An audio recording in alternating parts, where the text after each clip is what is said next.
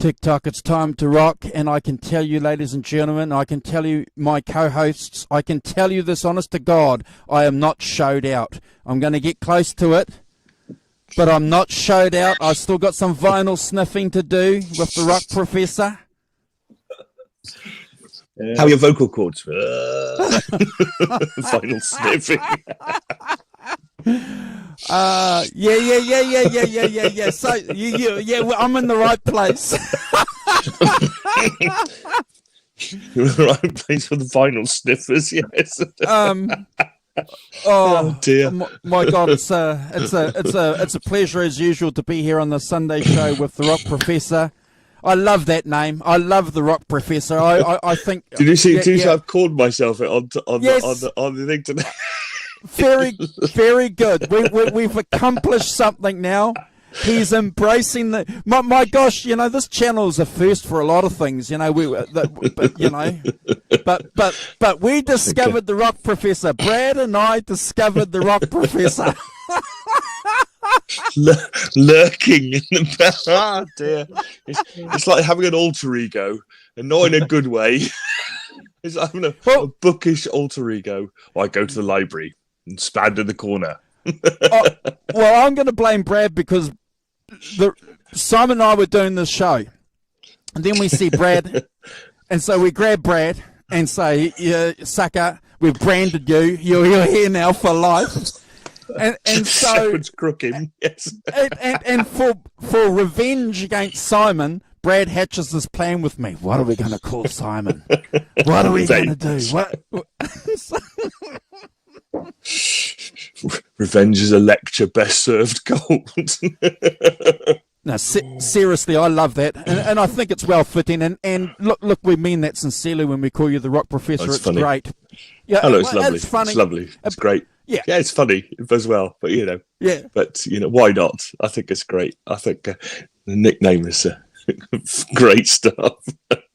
We got a lot of nicknames on this show, haven't we? It's good. Yeah. Well, we're getting there. So we did a show today, Brad and I. We jumped on with Micheal. Spare of the moment. To be fair, it was Instagram alerted me to the fact that 24 Nights was 30 years old, and I'll let Brad tell you the story about that because their initial post I got confused with Journeyman. So not to be confused with, yes. Yeah. And Brad, we did a couple of other shows in the week, brother. Guys. The EVH tribute show that you did, Andrew, was a massive feat, and I congratulated you in the last show. But what an amazing achievement! It's been a very successful show. Everyone's watching. Everyone's giving great feedback. Props to you. You were in that seat for 9 hours or whatever it was. You managed to get through, mate. 8 hours 35 minutes. 8 hours 35 minutes. There you go. That's an amazing effort. And took me 2.5 days to watch it. Yeah, well, I'm still watching bits of it there, Simon, because I'm amazing. I'm doing washing and doing dishes. In between, yes. In between everything, yes. While I'm watching it, so amazing effort there, Andrew, and I mean I'm grateful to have been part of that right towards the end. But and then we did the show with Simon Hosford and Jerry from Fair Warning. So those guys are probably going to be the biggest Van Halen thing out there when they take on the world. So we were quite grateful to have those guys on, and Jerry gave, what can I say, Andrew, an amazing sort of discussion point on Alex Van Halen, and had me in awe, basically. I was sitting back just like a backseat driver, just sitting there, enjoying the scenery, and I was just so into what you were saying. And I think Jerry really enjoyed it too, from what I understand. So hopefully there's a part 2 of that coming up. And and we got some really, really amazing things planned for the 5150 show as well. Where we're just the channel just feels like it's getting bigger and better every week. That's all I can say, guys. The 5150 show just keeps taking leaps and bounds, and what can I say?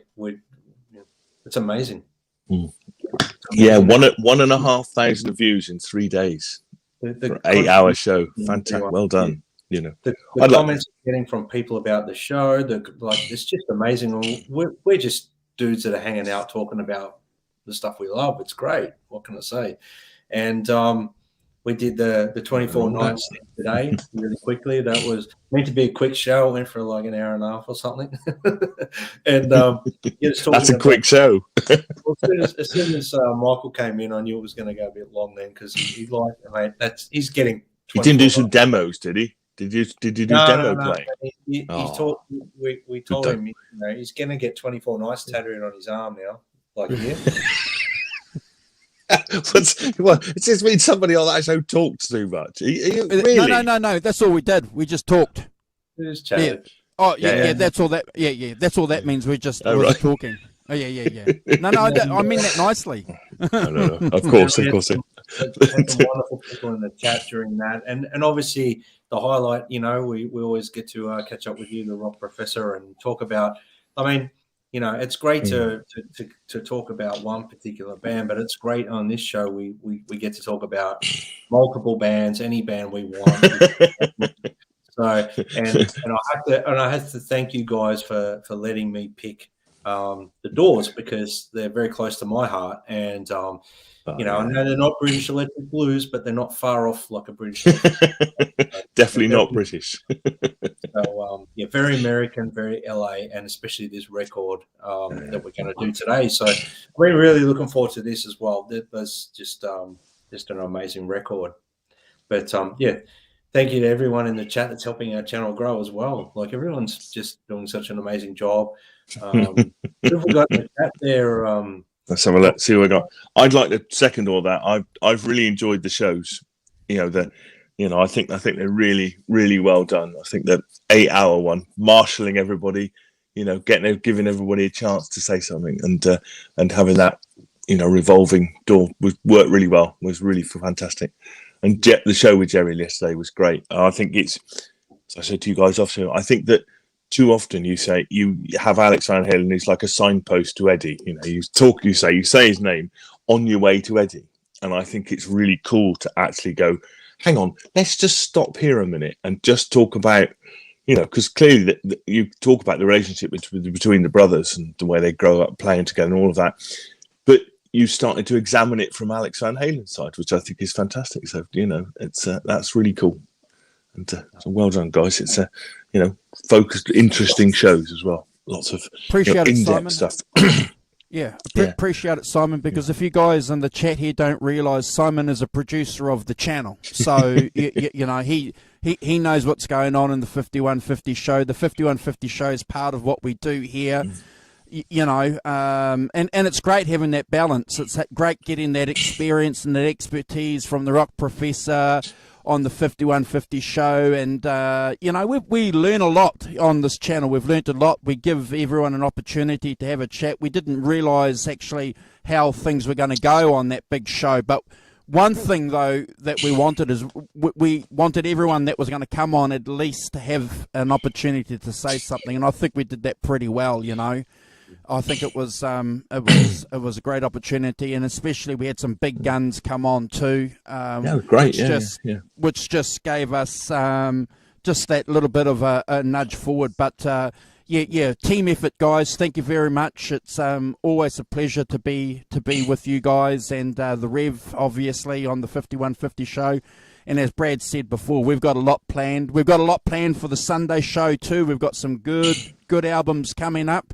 We're going to make some detours. We're going to make a few little detours. We might make some abstract. We might go and do some, throw some left field abstract British blues albums in the mix. But we might go and do some American stuff too.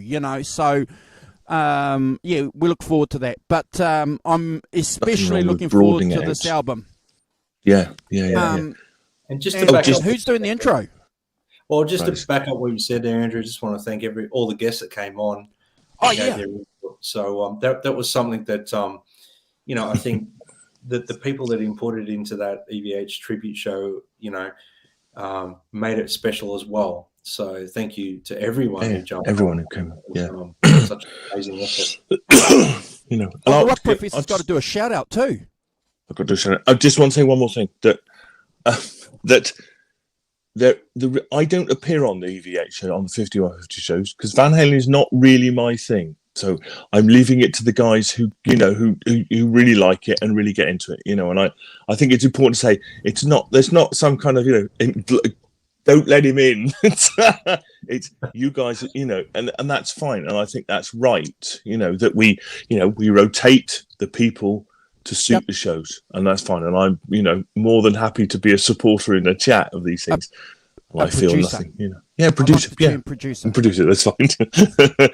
But my point is that there's no kind of agenda or anything like that. I'm more than happy for you guys to do the things that you want to do with that, and it's not really my thing. So, and I'm happy not to be a part of it, except as a producer.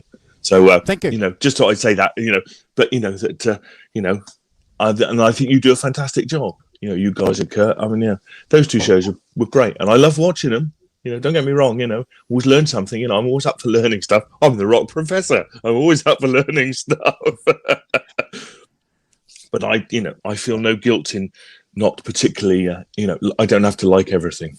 It's not that. I like lots of things, but that's fine. So I thought I'd say that because I don't want anybody thinking there's some kind of conspiracy or anything. I know all these things are like. So, So yeah. Well, that's cool. We'd say shout out to Warren. Hope you're all right, mate. Rooting for you, sending you love and good thoughts, man. Hope you're all right, and get back in here soon. Brad's still got the beer dispensers behind him, so it's good. For a second there, I thought you said the beard dispenser, and I was like, "That's not me. That's it, Andrew." John's complaining already. Yes, John. Good morning. I'll say good morning to the guys in the chat as well. So we've got to. Oh God, don't do that. Let's go back at the top quick. So we've got to Ellen. Good morning, Ellen. And John is complaining we haven't started yet. That's the way it goes. Teresa. Good morning, Teresa. And we've got Deja Voodoo. Morning, Deja Voodoo. And we've got Arvin as well. Morning, Arvin. And Nelson I've seen in the chat. Helen Winter. Hello, Helen. How are you? It's nice to see you. Nice to see we've got quite a lot of women who turn up. That's really cool. I'm pleased about that. We need to have more on. So have I missed anybody? Who else have we got? I'm scrolling down. Sonia, of course. Good morning, Sonia from Texas. How you doing? Hope you're good. So morning, everyone. Johnny Heartbreaker as well. Johnny saying he loves that I'm not on the show. It's a relief. I don't need to hear about Eddie every day, all day. Nice one. So anyway, morning, everyone. Thanks for joining. And as they say, on with the show. Awesome. Yeah. Well, we've got a great show planned, and the Doors. What can I say? Very, very close to my heart in particular, and I'm a massive Doors fan. Maybe a little bit more of a Doors fan than say other bands that where I present in shows. The Doors to me were one of the reasons I became a musician. So this is. You've got the leather trousers to prove it. I understand. I do, actually, and I've got the belt. I've got the whole bit. So So, look, you guys want to get into the album now, or what do you guys want to do? Yeah, no, that's absolutely. Yeah. Might as well get into it, hey? Yeah. Right. Well, I'll just pull up my notes here. I've got a ton of notes, but what I'm going to do is I'm just going to go through the main facts of the thing. We'll get into the songs. I think what we'll do is I'll do my presentation of the song.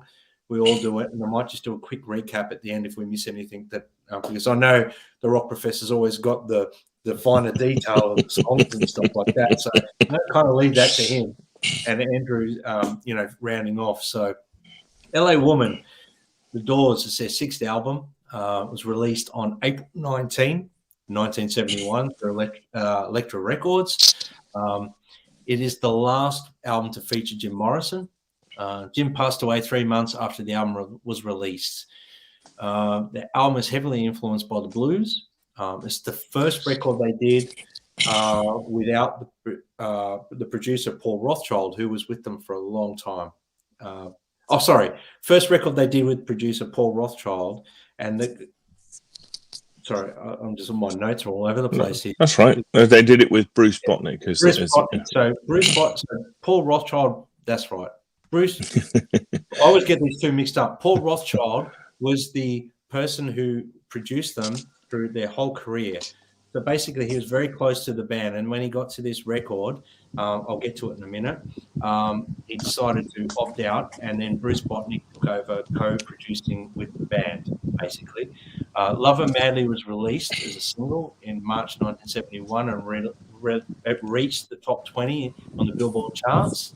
Upon the release, the album peaked at number 9 on the Billboard charts as well, and reached 28 in the UK charts. Track Riders on the Storm was also achieved chart success. Morrison's vocal performance on this album is one of my favorites. Very stripped down, very bluesy album, and his vocal on this is very bluesy.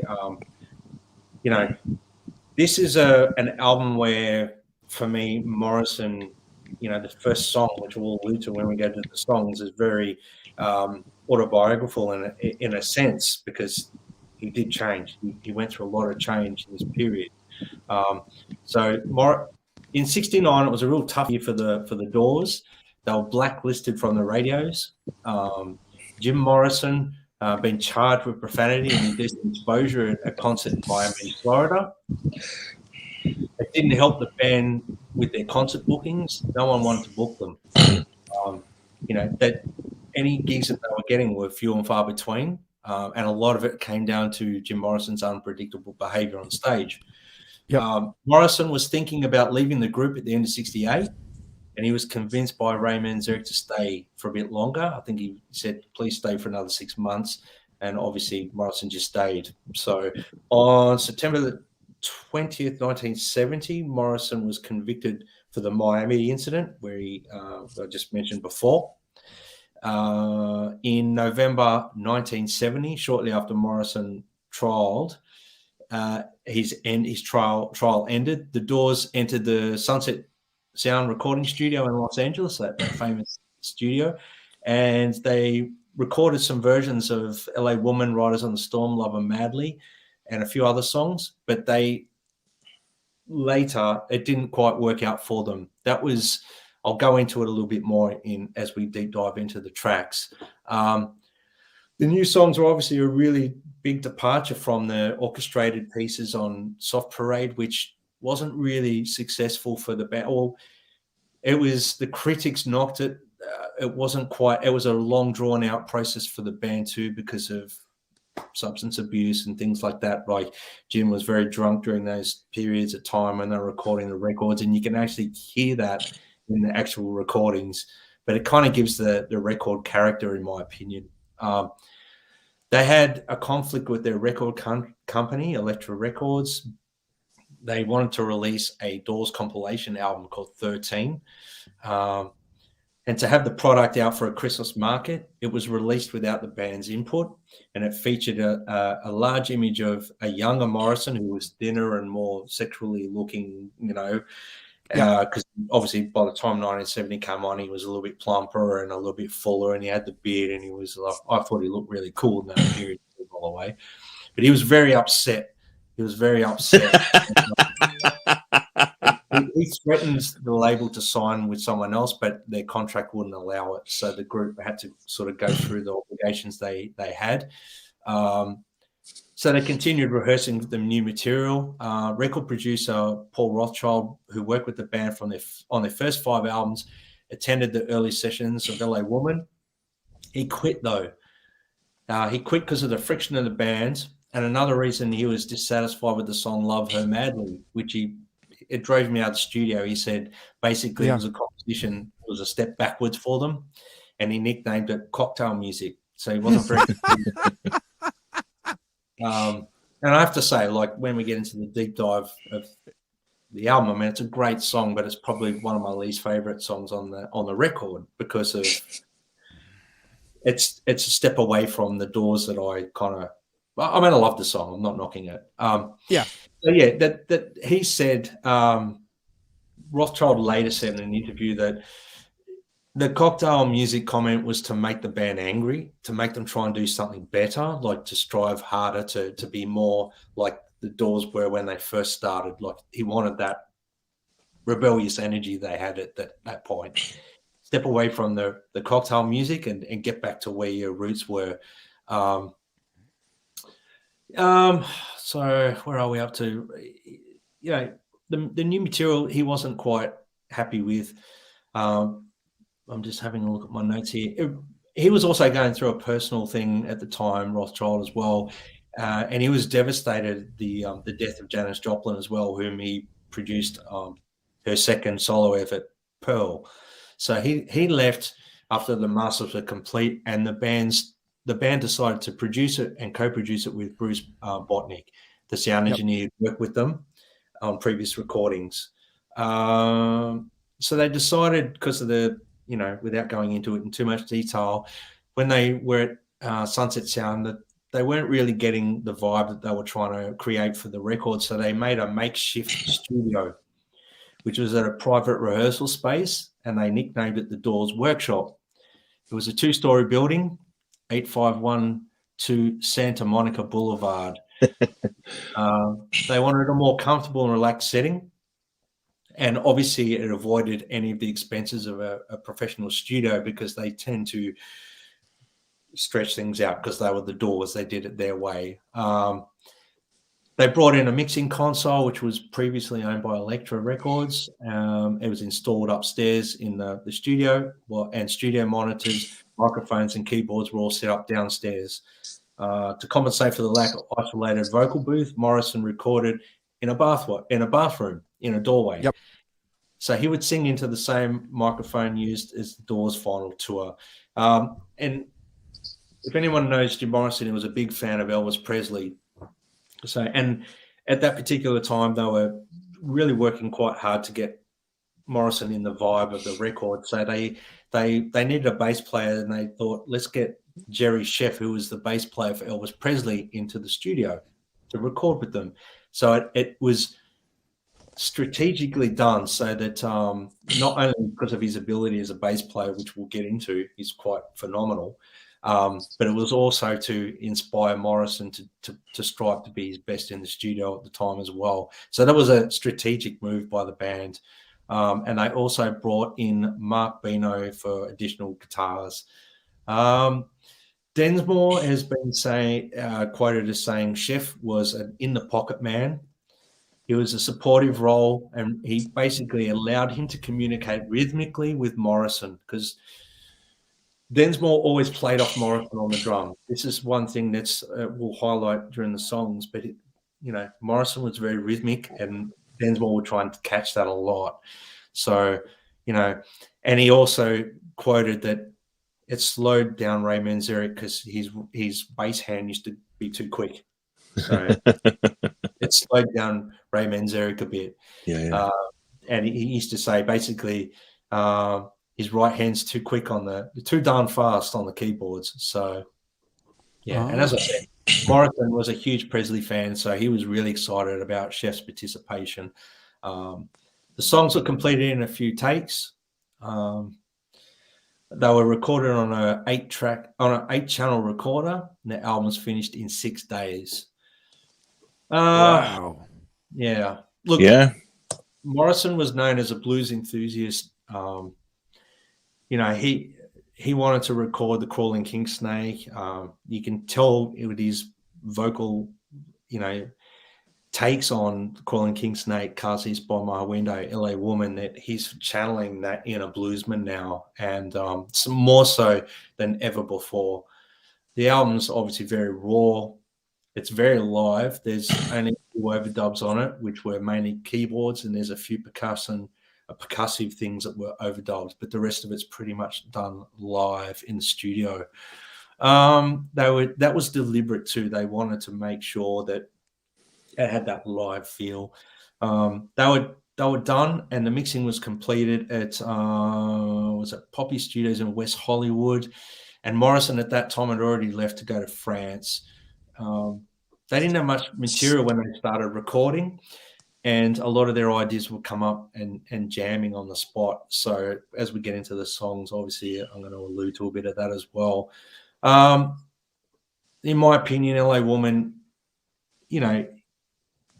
it's got some critically acclaimed songs on it, but it's their most heaviest blues record they've ever did. And it just goes to show, it was Morrison's last record, but I personally think if they had kept going with Morrison, then I do think that he would have probably kept that band in a more blues direction and got a little bit away from that psychedelic rock vibe, which they still would have had because of the whole keyboards and the hypnotic feel of the Doors, but they would have become more of a blues band without a doubt.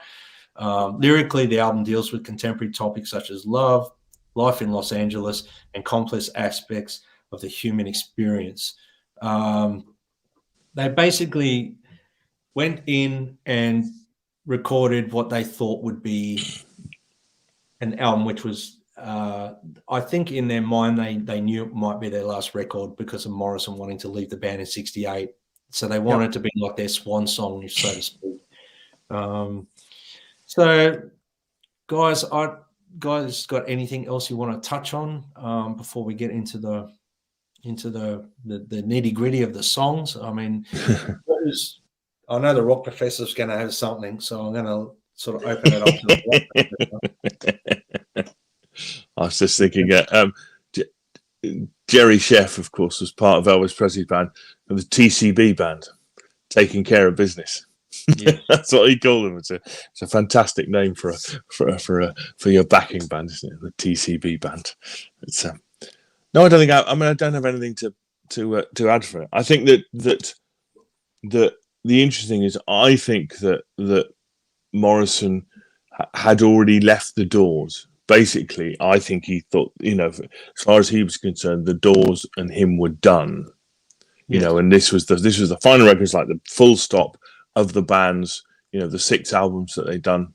That was it, and he was going to go off to Paris and be a writer, and kind of, he may have come back to music, but we'll never know. But I think he certainly thought that was the case, and I think there are signposts on here, that we can talk about when we get into the songs themselves. That I think he thought that was the end, and I think probably some of the other band members did too. Really, I think John Densmore particularly.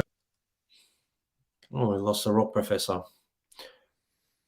I'll mention something else here, guys, and this is a big thing because everyone used to sort of look at Morrison as being a drug addict, an alcoholic, this and that sort of thing. But I want to mention that Bruce Botnick mentioned that Morrison spent long hours in the studio, and there was very little consumption of alcohol or substance taken at all. According to Robbie Krieger, he was quite happy that Rothschild was gone. He said the warden's gone. So basically, he felt like they were given a little bit more of creative freedom. So, but yeah, I just tried to fill the void a bit there while the Rock Professor got thrown off. Sorry, he got hoofed out by my internet or StreamYards or whatever. Bloody. Yeah. And look, it definitely fuses all together psychedelic, the jazz rock, the blues of their earlier career path, but very heavily blues-based album, without a doubt. Yeah, absolutely. Yeah, and I think that also that I don't know what about one of the things that attract me about the Doors in a different way are the lyrics, are the the Jim Morrison's kind of stance as poet and revolutionary, that kind of role that he thought he should have. How far can I take it? How far can I take arts to and remember we're in the middle of the the counterculture revolution of the late 60s, and they're certainly part of that zeitgeist, part of that wave of young musicians come through post-war, and I think that's that's certainly one of the things that attracted me in a way to it was that kind of poetic quality, and I think it's pretty unique in many ways. I can't think of people who did what Morrison. I mean, lyrically, the way that they wrote, the way that he wrote. Really, I think it's pretty unique stuff. I mean, it's not like Dylan particularly or anything like that. Can't see any real parallels between those. And so yeah, I find it attractive, but the self-destruction is not attractive, but the poetic, artistic side is very attractive. And when you're young, the revolutionary side, that's that stuff that you used to declaim in this concert. I have to say the sound of this record is remarkable, and the sound of the band, like the music of the Doors, really captivated me from the minute I heard them. I was pretty much a fan the minute I heard the Doors, and this record in particular is one of my first Doors records I ever owned. And honestly, it's from the minute this record starts to the closing, it's magic to me.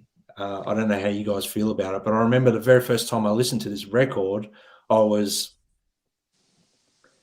wow. That's all I'll say before we get into the songs. Can you guys sort of remember the first time you listened to this record, Andrew, maybe? I came into this record quite late. It was probably maybe the third or the fourth Doors album that I heard, but it was immediately familiar when I listened to it because there's a lot of radio songs on there. So, which is good. It's nice when you come across an album that has a couple of hidden gems on there, but identifiable because of classic radio. So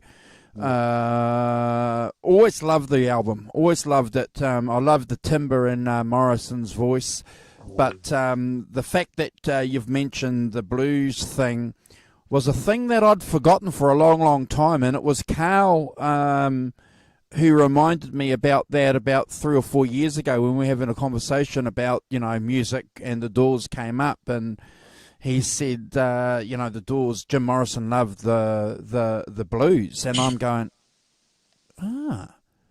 So sometimes you need to have a conversation with people, Simon and Brad, for these connections to make a pathway, even though you might know it, but you can't see the pathway or the stepping stone. So I'm glad that you mentioned that, Brad, because I think that's the key for this album. And the fact that you mentioned that it was made in 6 days certainly is that blues thing. That there's the blues guys did that kind of stuff, didn't they? They were in and out. On the road, next gig, off we go. I like that. Simon? I think it's going back to the basics thing that they wanted to do for sure. But, it proves my old thing, 4 musicians playing in a room together, create a magic that you can't conjure up by laying down tracks individually. And, it's a different thing. But, and I think that's part of the magic is they're all in a room playing. And me, because I'm from that era. It's I find that very attractive, and I think it gives records a vibe that they don't necessarily have if you're building them up from scratch. Good point, and we've got some photos that we'll throw up later, and to prove that point, Simon.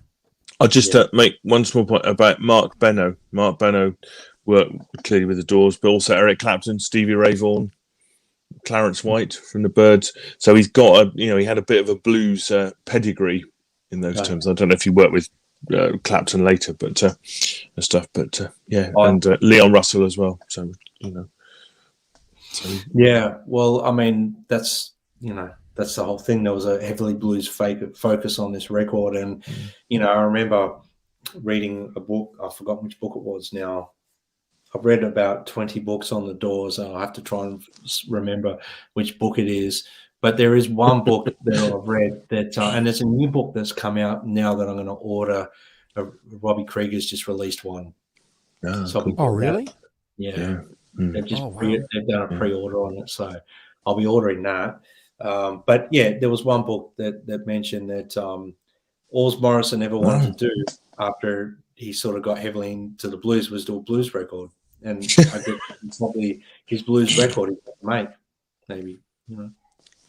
So yeah, I mean, I read the Danny Sugarman, quite sensationalist, but for a long time ago. I've got it somewhere. I couldn't find it for this, but So, and that's kind of paid to kind of, clearly he was a very young man hanging around, the Doors, when he's in his teens. So, I think, that kind of attraction comes through in that book, kind of the way that, and I think in a way slightly differently in this book, Densmore's view of Morrison is not quite the same as Danny Sugarman's. Well, and that's the thing. I mean, we alluded to this a little bit yesterday with the 5150 show when we're talking about Sammy Hagar's book as well. Sometimes they're writing it from their perspective, and they whatever perspective it is, it might not be 100% accurate. They're just giving their Well, nothing is 100% accurate, is it? Your side of the story is your side of the story. What you thought, what you did, what you felt at that time are personal things and aren't necessarily. They're your view of them, not necessarily everybody's view of them. People will remember things differently and stuff. So I think it's it's important not got to take it all with a pinch of salt. I think you take from it what you want, but you can't assume that it's 100% correct as well. No. Well, it's correct from their point of view, but the truth is somewhere in the middle of all those different points of view, and not any one of them. So as you say, Sammy Hagar can write something from his point of view, what he felt and what he thought and what his view of it was, but wouldn't be the same view as Alex's or Michael Anthony's or whoever, So I think these guys all worked with Jim, but they all had slightly different opinions of Jim too. So yeah, it's working with somebody who's that addicted to alcohol must have been really difficult. And I must admit, that no one probably really ever knew Jim properly either, in my opinion. No, I think there's a lot going on there, a lot of deep stuff. His father was a rear admiral, I think, in the U.S. Navy. And I think he was in charge of an aircraft carrier that was sending planes to bomb Vietnam, during the Doors, which must have which must have been quite an odd position for for Jim to be in. He used to deny they were alive a lot of the time. Well, guys, you want to get into the songs? Yeah. Yes, absolutely. Yeah. A bit to bite off. So what I'm going to do, guys, I'm going to give my spiel on the song. I'll let you guys have a piece of the pie, and then we'll sort of just reconvene at the end of each song. Yeah, I think that's the best way to do it. I like how we do that. So the Changeling. Wow, that intro, that funky bluesy vibe, it's just phenomenal. The bass and the drumming, it's just infectious. That backbeat drumming is just the keyboards come in and it gives that funk and color. Jim Morrison's vocals are strong, bluesy, powerful, and as my son says, Jim sounds different on this song, but in a great way. And 100%, he comes in singing like he's never sung before, and his voice, his vocals, he's pushing to the point at times where his voice breaks, like it's breaking upon it's just at that breaking point a lot of the time. And there's even one part where he comes back in singing a verse because it's obviously done live, where his voice hasn't quite recovered from the last line, and you hear him sort of, if you pay close attention, he's pushing himself hard in this song vocally, and I think it sounds phenomenal. And for me, when I listen to Jim singing this song, that's the magic of Jim, and it crystallizes everything Jim was for me. And that wah guitar, it's fantastic. The key change and the shift in the song, unbelievable song. It's autobiographical in a way for Jim. He changed a lot. He went through a lot. He'd been through all that trial, everything like that. Unbelievable opener for the record, and it's one of my personal favorites of the Doors, and I'm going to give it 100 out of 10. It's like it's got to be like right up there as one of the Jim's swan songs in my opinion. So I'll pass it over to the Rock Professor. Yeah. Fantastic. I mean, I think more than maybe some others. I think that our point. I mean, the lyrics to the Changeling. The Changeling is a kind of mythological creature who's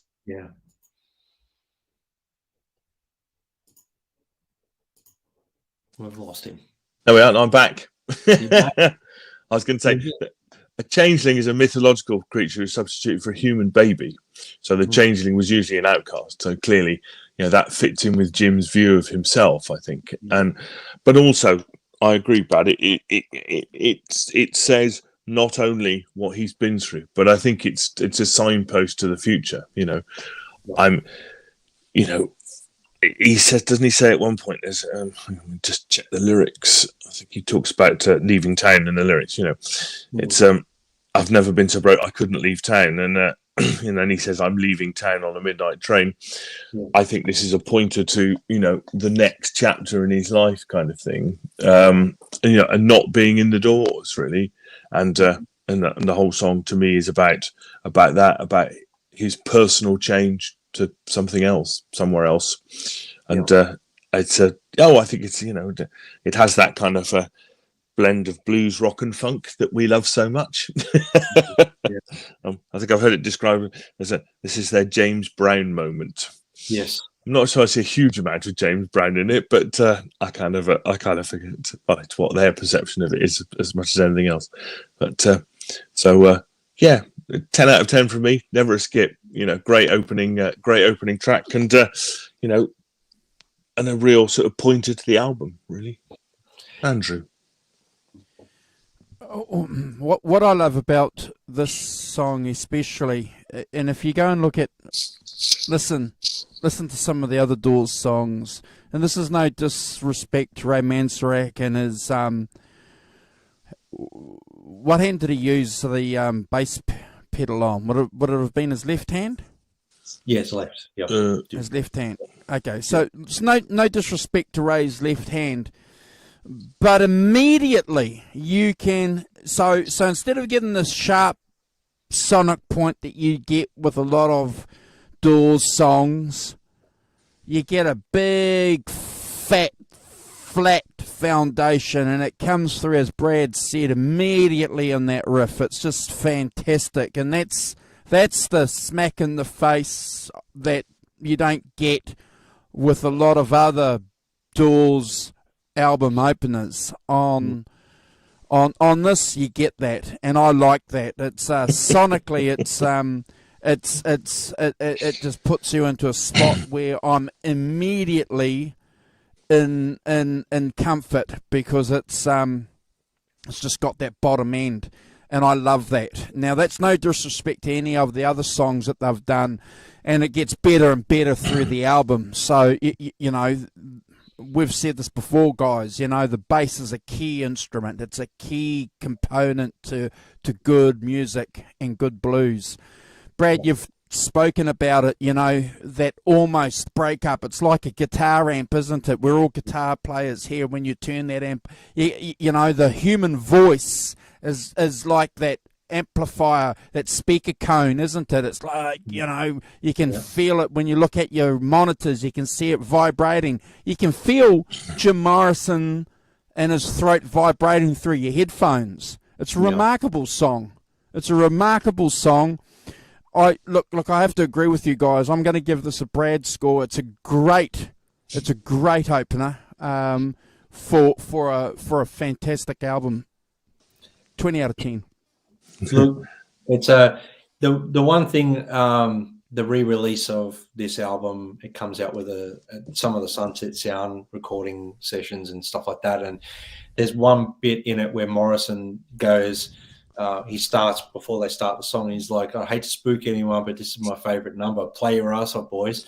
And so he loved this. He was right in his element, and you know, any sort of idea of him potentially leaving the doors, maybe he was thinking differently. We will never know, but you know, that I love the track, and I have to say the James Brown reference thing, it was heavily, you know, documented that was what they thought themselves as well. They thought it's got a James Brown feel to it, you know.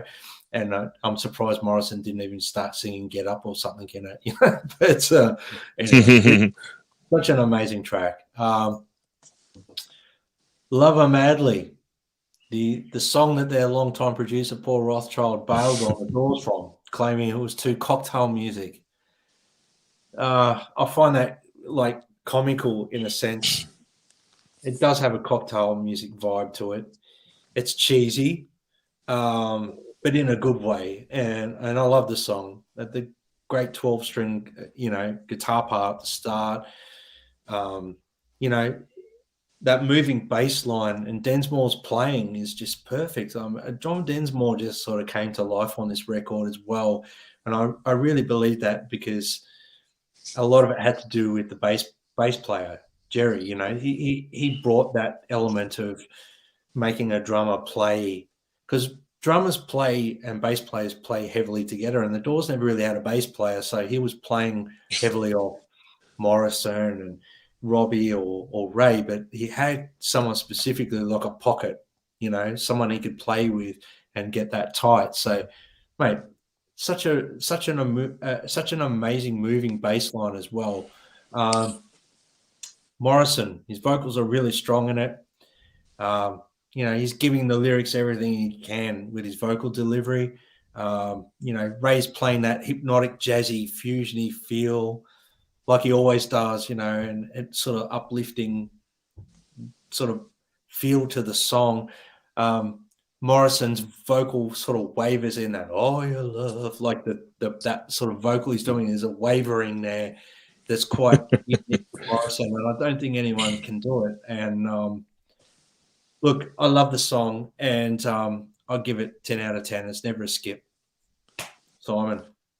Yeah, it's for me that I mean, you know, I think every album has to have, you know, singles, and it has to have contrast, isn't it? You know, this is a contrast to the previous track, where it's, you know, 12-string, bit more poppy, bit more of a, you know, clearly it was a hit single, you know, and I think it's fantastic. It's so the phrase "love her madly" comes from Duke Ellington. Duke Ellington used to say at the end of his concerts, "We love you madly," and at the end to the audience and stuff, which is pretty good. So that's where that comes from, as you say. And I think that it's kind of, it's Jim at his crooning best, isn't it? You know, it's kind of channeling his inner Frank Sinatra or something. I think he does that really well. That kind of, you know, I don't know what range it is. What range it is? Kind of lower, isn't it? It's not baritone. It's like, you know, that lovely kind of rich baritone, and he has got a rich baritone. I always loved that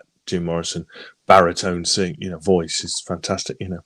And he apparently Robbie Krieger said that he the bit about "all your love is gone, so sing a lonely song of a deep blue dream with 7 horses seem to be on the mark." He said Jim apparently told him that put in something that makes the listener confused. It didn't mean much. 7 horses were like a lucky omen, possibly, but it's it's just something to something, you know, because clearly the rest of the song is fairly straightforward, but just with this little bit of odd, weird line in it about 7 horses, and you know, clearly, I find that desperately attractive. You know, a bit of weirdness, a bit of an oddity, just to give it a twist that takes it away from the you know, standard kind of, you know, I want to hold your hand kind of pop song. But you know, but so I love this. I mean, I think it's got great melodies. You know, it's a song. It's a great song, and because it has a great melody. You know, great singing. You know, and he's got that, as you say, Brad, that baritone voice that really carries it and really suits it. And I think that you know, it's a 10 out of 10 for me. I really like, you know, I like it as, you know, I think as a contrast to the previous song, and you know, as we get to the next one, you know, great. You know, and does what it's supposed to. You know me. I'm keen on songs doing what they're supposed to and where they are and what they, you know. I mean, you know, I've always loved it as a you know, as a single and stuff. You know, it comes on the radio, you'll sing along, kind of, you know, and you know, so 10 out of 10 for me. Never a skip. Really good. Great. Andrew. Oh, look, I would have been happy if the album opened with this song. I love the song, always have. It's a clever song. It's always been a radio song, and deservedly so. You know, it's as Simon said. You know, the rock professor said, it's got lyrics that are enchanting. You know, and you got to remember during this period in rock and roll history, you know, a lot of time is dedicated by fans to decipher hidden meanings and lyrics. You know, and that certainly was going on. You know, at the end of the day, it was just a rock band, you know, having a bit of fun with some words, which really didn't mean a lot, but it just sounds great. It's a great radio song. They still play it today on the classic radio station that I listen to. I agree. I agree with you. That lovely lounge lizard tone, you know, that Jim Morrison's got. His vocals are a little bit different on this, and it's great because I think you can get lost with Jim Morrison. It's like a lot of things we talk about on this show. Got to go and listen to these albums with headphones because his lyrics, his voice in these two songs are miles apart, even though it's Jim Morrison. Look, I'm going to match you guys, give it a 10 out of 10. It's never a skip. Yeah. And it's a song that you have to play to anybody with maybe 3 or 4 other Doors songs as an introduction. Great song. Definitely. And I'll just say, you know, that better for the addition of Jerry Chefs with that walking bass line that he does.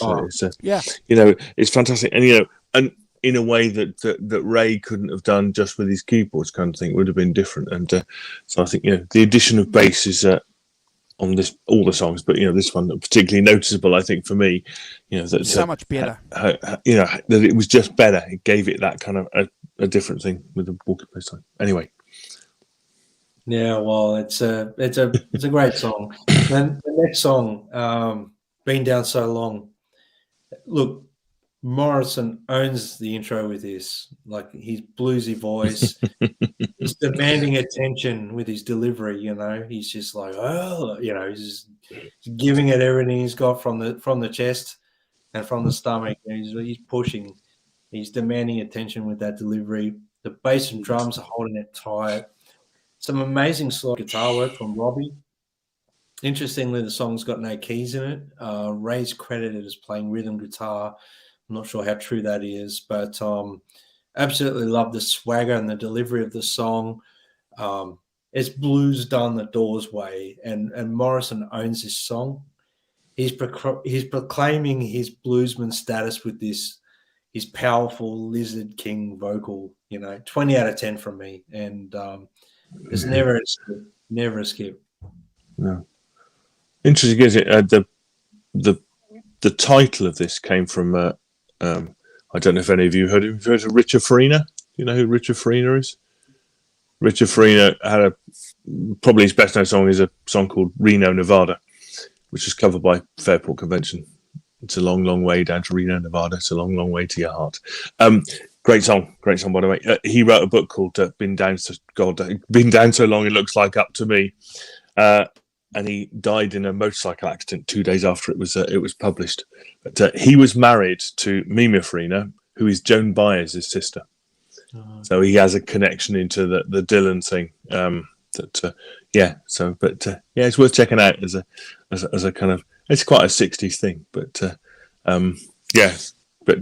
interesting book, kind of like in that kind of Kerouac kind of beat poets type of, freeform thing that was popular in the 60s of writing. I think, Ray Manzarek says that his lyrics, and I think that again the lyrics, that I've been down so God it looks out to me. I said, Warden, won't you break your lock and key? It's kind of like being in prison kind of thing. I think there's a lot in there about where he is in his life, and how he feels about possibly the Doors. I think that trying to get out of his current situation, which I think gives it poignancy and an emphasis really that he's singing about his particular personal thing, but in a way that is very attractive. 10 out of 10 from me, never a skip. I think it's a fantastic record, and I think as you say, Brad, he gives it his like I've been down so goddamn, he's like comes in that kind of staccato kind of way. It's just grabs your attention, doesn't it? in a tremendous way. He's demanding attention. He's not asking for it. He's demanding it. Yeah. Listen to me. So yes, 10 out of 10 for me, and never a skip. That's it's a great record. Yeah, Andrew. We'll show some pics later, but one of the key things about the song that I like is that you got Ray Manzarek also. He's playing rhythm guitar, and Mark Beno's playing rhythm guitar as well on this track. So this is the depth that we love, and the left field, that a band can take without taking too many risks. It's a little bit edgy because of that, but I love it. This is my kind of song, guys. I just immediately when I heard it was like, wow, yeah. But it's different from Light My Fire. You know what I mean? It's just like, oh yeah. But it's yeah. So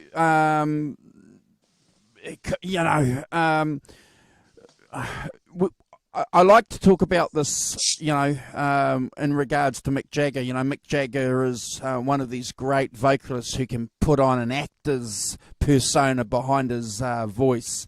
And we know, if we're Doors fans, that Jim Morrison loves being that reverend preacher. I've been down to seminary. It's he's got that preaching, foot stamping, rattlesnake grabbing, Southern minister vibe going on, and that's what I pick up on this. I love it. I love that acting aspect behind his voice. Yes. It's believable. It's believable. I just and because of that, I'm going to give it 100 out of 10. Love the song. Yeah. Yes. You're right. That inhabitation of characters and not necessarily. Yeah. I mean, I think this is quite true Morrison myself, but in a way that maybe some of the other stuff he did is not more actually. But yeah. Sorry, Brad. Well, I was going to touch on what you're saying, and I agree. I kind of feel like sometimes, good singers put on a character for the song, and like Mick Jagger does, and like you alluded to, Andrew. So, and Jim Morrison did that with all of his songs, but on this particular album, it's believable. Believable, and I think he was showing a lot of his roots, like what he loved was blues music. So he was showing a lot more of that in his vocal delivery, and it is believable because it's pure to him. So yeah. So what we might do, guys, is we might do. Sorry, I was going to. Do you notice it?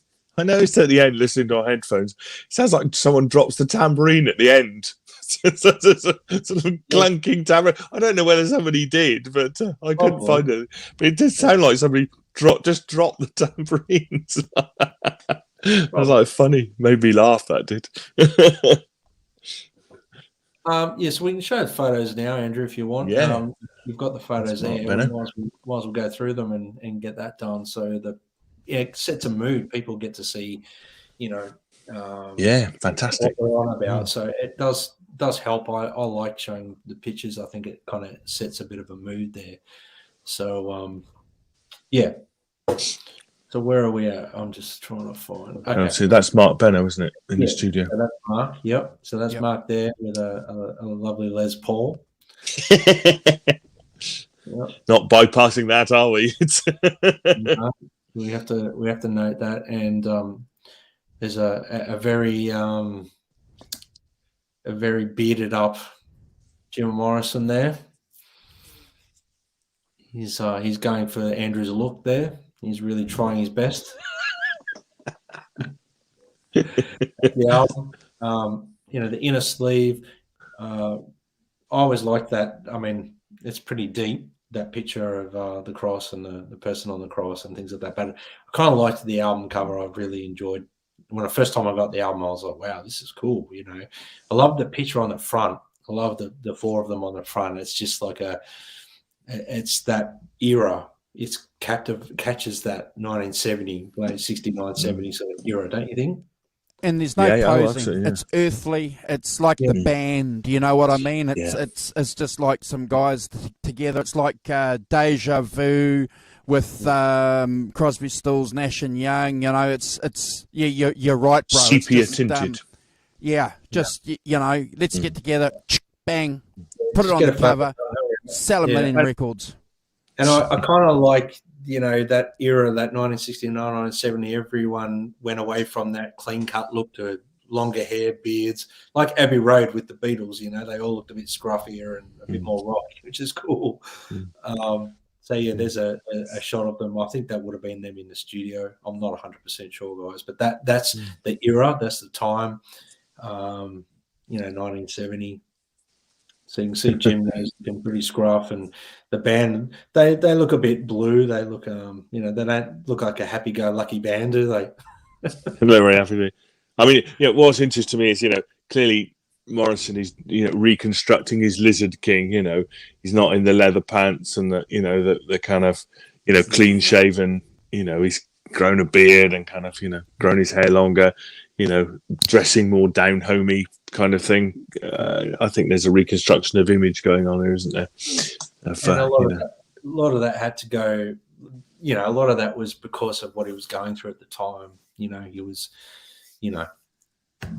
all the problems he was going through because of the arrest and this and that, the Miami incident. But there's a cool picture. I always thought, they look like they could have been in the Beatles, the way they look, they just look like that Abbey Road sort of era of the Beatles or the White Album, they kind of. Or as Andrew said, the band. I mean, I think that kind of sepia tinted band, Deja Vu vibe is a really good call. And I thought that when you said it, Andrew, I thought, look at it, it's like the band, isn't it? Yeah. And then you said it was fantastic observation. That really. Yeah, I like that picture of Morrison back there where he's sort of got one eyebrow kind of up a little bit. There's a cool picture of them in the studio, and it's a Fender. It's a Fender there. Yeah. So Morrison looking healthy. There's Jerry there on bass. Morrison was obviously very, very happy that he was there. Look how close they were. Look how close they were. That's how they recorded, mate. Pretty much. Fantastic, wow. It's I think that, as I said earlier, that kind of closeness, that kind of eye contact, all those things, inner circle, focusing, in on the middle bit, and really, that when you're playing in that connection. I mean, I've certainly done most of my recording like that. We all got in a room. Listen to me, the recording artist. But we definitely would do that. Get round in a room together, baffle off our kit a bit, but actually we'd play as a band, do it as a band, play it through, and we do maybe some overdubs over the top, but pretty much the basic track would be done with the 5 of us counting it off and playing it all together like that. So there's Jim. September 20, 1970. Yep. But during the sessions, you can see Jim obviously dressed very comfortably. Deconstructing his image, you see? He's got his Rambo look going on there. Yes. Yeah. And Robbie there. So there's another good photo. Jim really sort of getting into the vocal, obviously. Yeah. It's a great image. Fantastic, aren't they? Yeah. They're like a stamp in time, that this is an iconic moment we're looking at. That's Jim rehearsing for a part as a predator. Yes. Oh, that's lovely. Fantastic. That's a great similar photo. Thing. Yeah. It's a great photo of them. That, it's interesting, isn't it, that they're all, pretty much all of them are playing sitting down. Yeah, they're all on top of each other almost. Like they're they're not. I'm really interested that you record, that there's no, you don't need to stand up to be energized, if you know what I mean. To give it energy and zip. They're all sitting down and still clearly, giving it some. It's interesting. That's interesting. That photo there, Andrew. Scroll down a bit. See that little case on the desk there? Is that a Vox wah pedal case? Oh, good spotting. Yeah, it could be. I think it is. Keyboards? No, well, the wah pedal that Robbie's using in just sitting on the could be. Yeah. Could be the wah. Good spotting. That could be it. Anyway, there's the wah there. There's another. It is. Yeah. But is that to go with the keyboards though? Is that the Vox keyboards that you use? Continental. Guitar on the Changeling is using wah in that. Yeah, he does. Yeah. There's the wah there, and it's just sitting on there, and that's the case for it. Good spotting, bro. Well, that must be it. That's the wah. Guys, is a coffee mug. If you want to know what wah he's using, there you go. There it is. Yeah, Jim into the moment. Getting into it, yeah. Very there's a good picture of Jim probably midway through those sessions. The cut off tip boots, the scruffier longer hair, a bit chubbier in the face and all round. Just a very healthy specimen there. Robbie. Oh, this is a bit earlier. It's very hard to find some photos of Robbie by himself without having to cut and paste them. But I had to throw a pic in of Robbie. Sorry, guys. Yeah. No, that's fine. He's such a unique player, and he deserves, the credit, really. John. Now, I've got to say, it's very hard to, as a drummer, to have your own sound, and your own style without. I mean, each drummer sounds different, but Densmore was unique in it. No one really plays like Densmore. You know what I mean? He was like bossa nova beats and all these sort of things, the sambas and all these sort of things in their music. So, yeah. Yeah, cool. John Densmore was a young man with a snare drum. It's cool, isn't it? Marching. Nice. That's great. And those pictures really set a mood, guys. So that was good. No problem. Thank you, brother, for really good. Through. I added a couple in there, but look, I got to agree with you. I just want to tag a comment on in regards to John Densmore. Densmore. Yeah. I saw a documentary a few years ago, and it was interesting, a long time ago actually, where he's describing his drumming style, and he said, I'm Latin, I'm doing some Latin stuff and all that, and that's about it. And it's like, it's remarkable because rock and roll is an amalgamation of all these other forms of music that have been around before rock and roll. So, it's just fantastic. Once again, when I made that pathway connection, it's like nothing new. It's not rock and roll drumming that these guys are doing.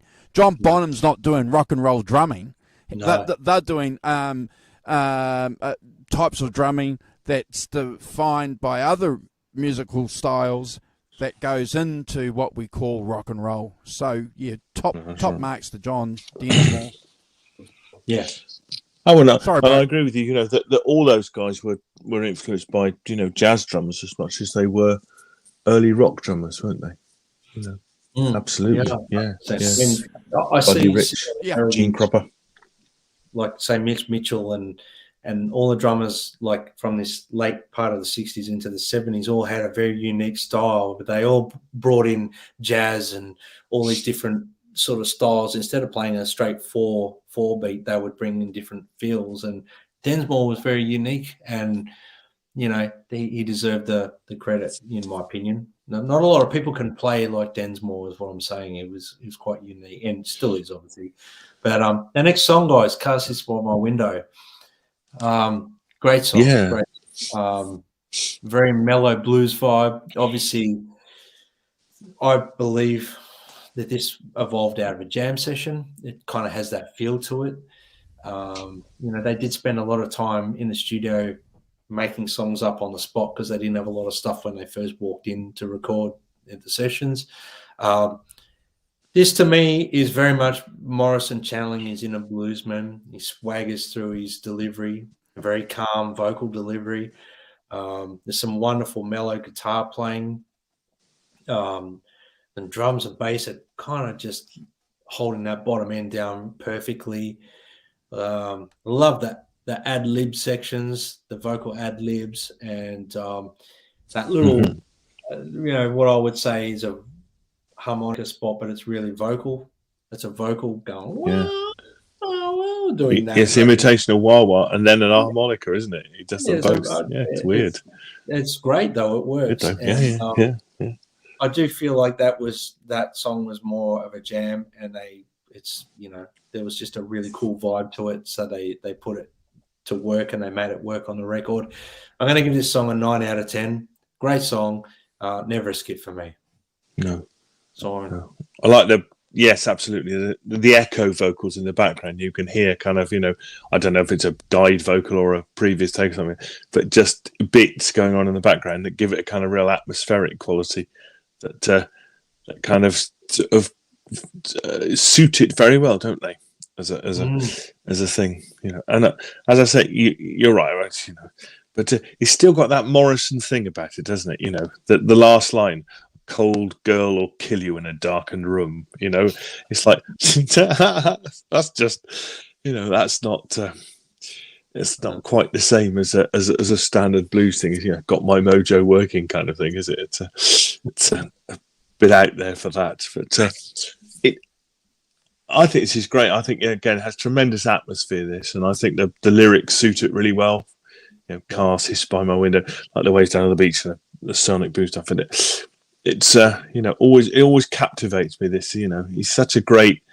I think the thing about Jim Morrison is that when he sings these things, he draws you in, into the story, into what he's trying to say, and you can hear the lyrics and you can hear, and I think, I'm always drawn in by that kind of, the style a lot. And it's a 9 out of 10 for me, never a skip. It's great, and as I say, and it's a contrast to what's been before, which I think is never a bad thing. Andrew, I think it's an odd song.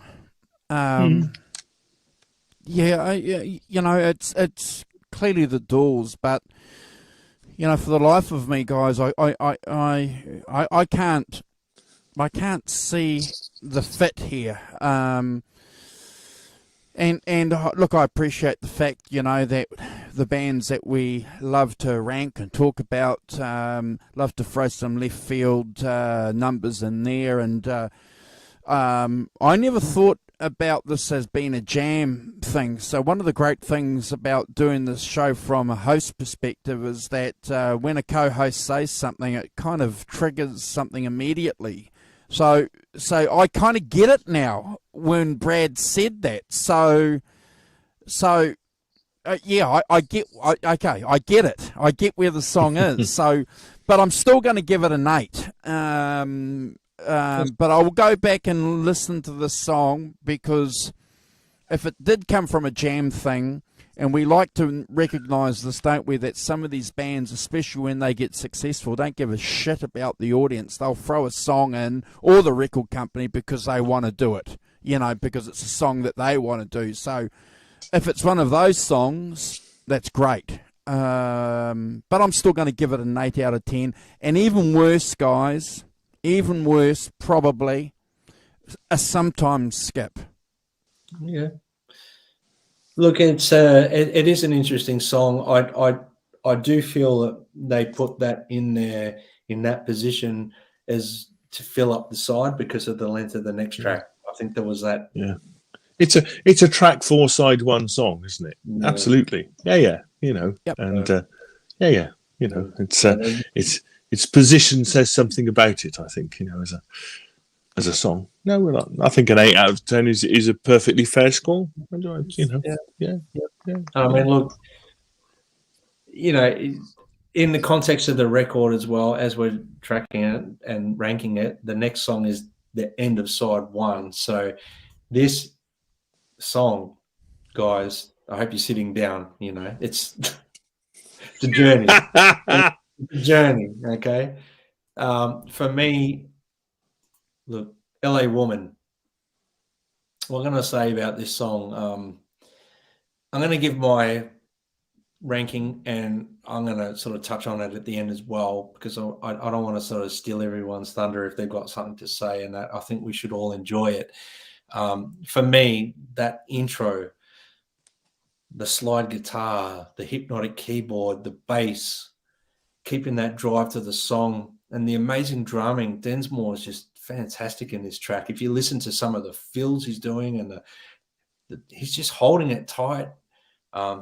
Jim's vocals are unbelievable.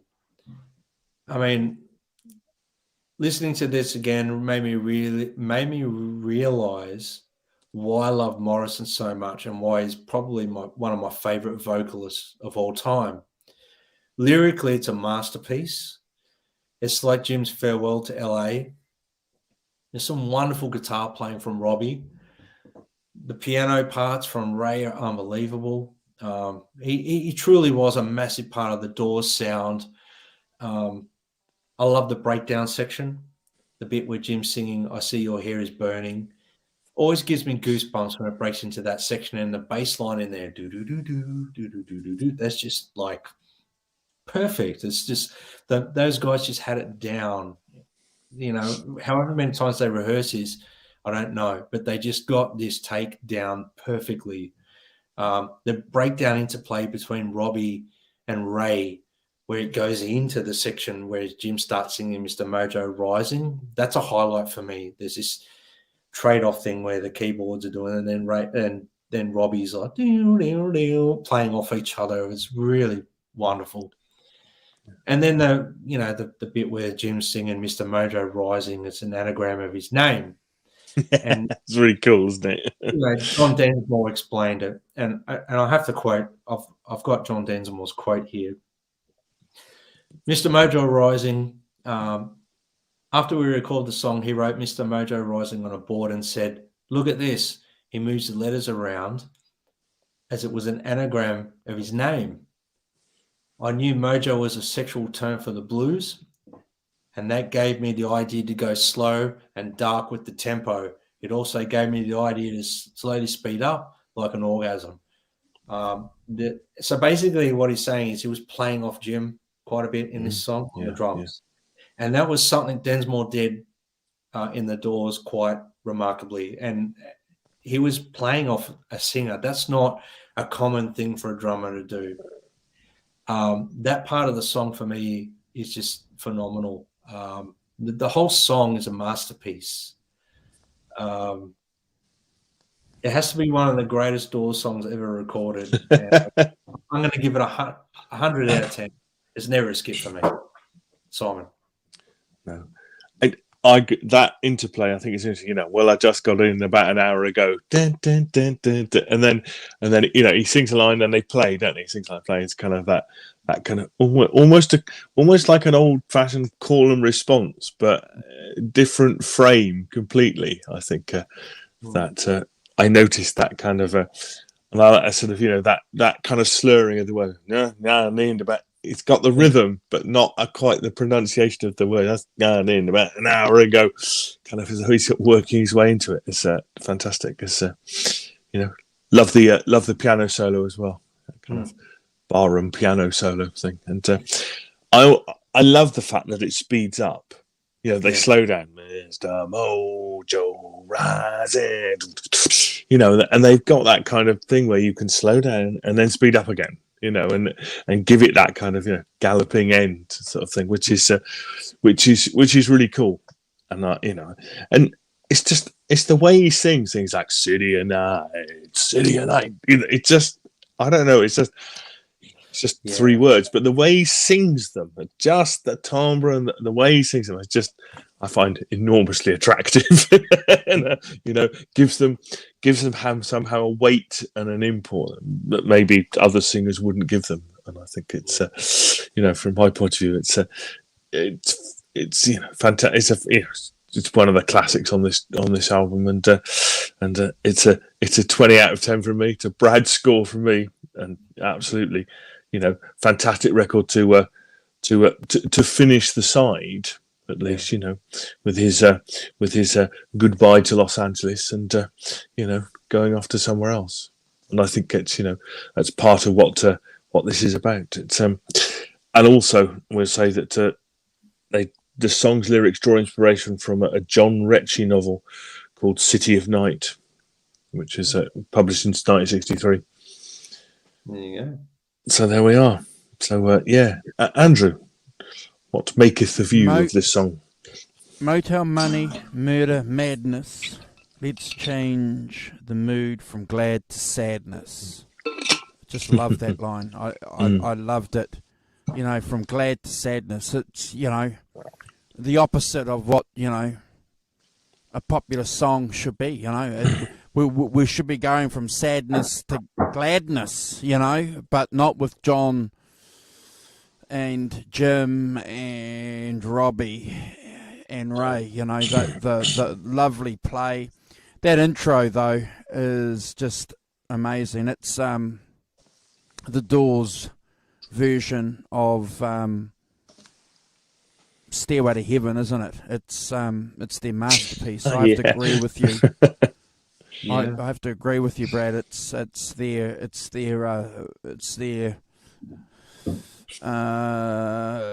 Stairway to Heaven moment. Definable intro. It's a song that sends gladness into my heart because I drank a lot of beer when I was growing up with friends to this song. It's it's a song of summer, and good times. I love it. I love the song. It's a clever song, as you guys have said, and just looking at those photos just reinforced with me the last week when I've been listening to it, how tight the song is. And I love the fact too that the rock professor's talking about the speeding up and the slowing down. That's a tight band.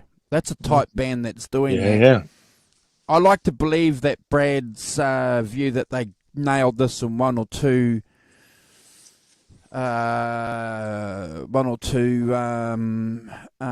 takes.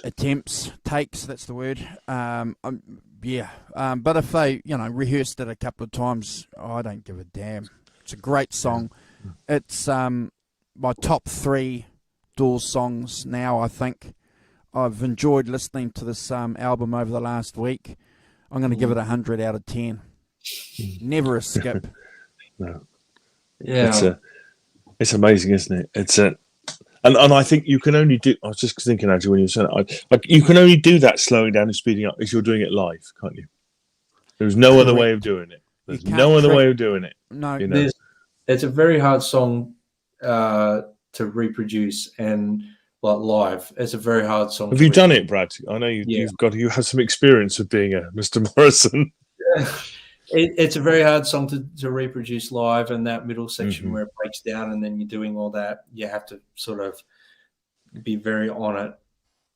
But it was done in a remarkable way, and I do believe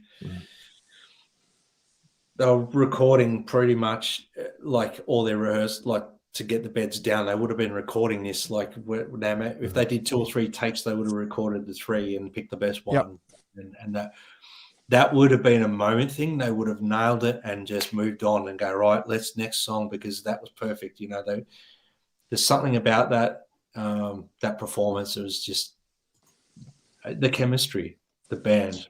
Yeah, absolutely, yeah. And you know, Andrew read out some of the lyrics. You know, you could read all. I mean, to me, the lyrics are just fantastic. You know, and they evoke, and the images are just, cops in cars and topless bars. Never saw a woman so alone. It's just, just great as just as those images, and just just a few words to create a whole kind of image of somewhere, isn't it? It's just fantastic. It's basically like a song about LA, really. Yeah. So, but takes a class to encapsulate things in just a few words. It's amazing, like that, And I got to say, like the record sound, like the mix sounds fantastic. Like it's so clear. Everything's like at the right levels. Everything it's up front. It's not cluttered. It's perfect. Like it's such a good recording, and the whole album.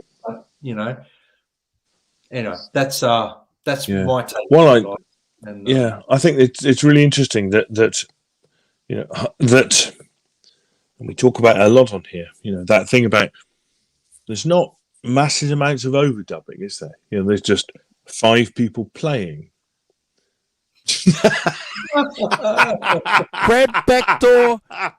Brad Backdoor Man Cook. Deja vu. The Backdoor Man. Wow, I love it. Well done, man. Deja vu. That is fantastic. That's my blues name, Backdoor Brad. Backdoor Brad. Brad Backdoor Man Cook. I can't. That's your nickname, brother. I knew it will come. I knew it was going to come. Oh my Lord! Give that man a guitar pick when you get your guitar picks. Send him a guitar pick. That's that prizes for that. That's magnificent. Change your name now, otherwise I'll change it. I can change. You change your name now to Brad the Backdoor Man Cook, please. Oh God! Deja Voodoo, well done, mate. That's just brilliant. That is so good. Deja Voodoo gets a free subscription to this channel for life for that. Yes, that's just nice one. Can you do it? Yes, you could do it. It's that's wonderful. But yes, I mean, absolutely a Doors masterpiece. And I was just going to say when that came out. Sorry, that the thing about a lot of these records, they record them live, and then they listen to them. And there's lots of space still them and stuff like that. Lots of space for you to, they haven't filled it up. They haven't gone back and done loads of overdubs. What they had live is pretty much it. So, there he is. Yes.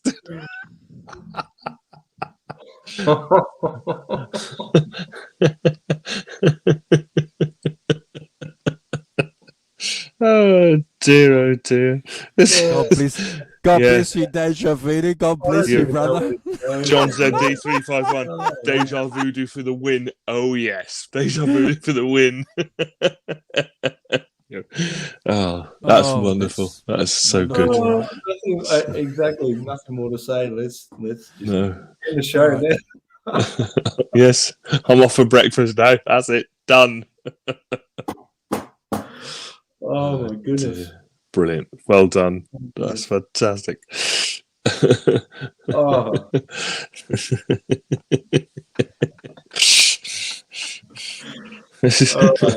Move on. Oh, goodness. All right.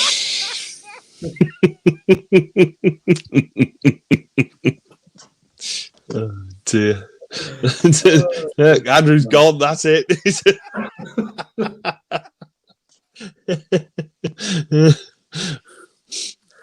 Oh, God. Well done. Deja Voodoo. Well done, mate. Yes, John, that's completely derailed the show. Yes. They were getting all serious and poetic and stuff. Oh, dear. Oh, wonderful. Well spotted. Right. Well spotted. Oh my God, Deja Voodoo. That's just unbelievable. All right. Let's bring some credibility back to the show, boys. Anyway, on to side 2. Side 2, America. America. Hang on, let me just recoup, get my thoughts together. America. I love that guitar intro, the spooky organ with the bass line underneath is cool. There's overdub swipe guitars going ring, ring, like doing all this swipe sort of stuff, which I love. Vocally, Jim is following the vocal melody, the melody and the guitar line and everything. It's all together. It's like it's kind of following the melody of the guitar line and everything like that. His voice is full. It's rich. He's got lots of swagger in his delivery vocally. The part with the blues turnaround where he goes, "Come on, people, don't you look so down." That part is my favorite part of the song. The organ solo has that real frantic feel, which is very similar to Early Doors vibe for me. It's got that spooky guitar line again. Strange outro, the timing goes off, and that is kind of a very Waiting for the Sun sort of vibe, Doors era for me. You can hear, that whole thing of so what's it called, 5 to 1, where the timing goes off vocally, but the song stays in time. And that's a deliberate thing that the Doors used to do to sort of throw people, to give it that psychedelia sort of feel to it. For me, the song, I gave it an 8 out of 10. It's never a skip, but in the context of all the other songs, I have to give it an 8 out of 10. Yeah. Apparently, they recorded this and intending it for the movie Zabriskie Point. Yes. By the Italian director Michelangelo. He didn't like it. Yeah. So he didn't. Interesting. Yes, we've got LA Woman and we've got L'America as a kind of, I feel there's a bit of wordplay or going on there between the two titles, kind of thing. L'America. Just apparently he wanted it to mean, Morrison intended the word L'America to mean Latin America. Was a thing, which I think is. You got it? He's gone.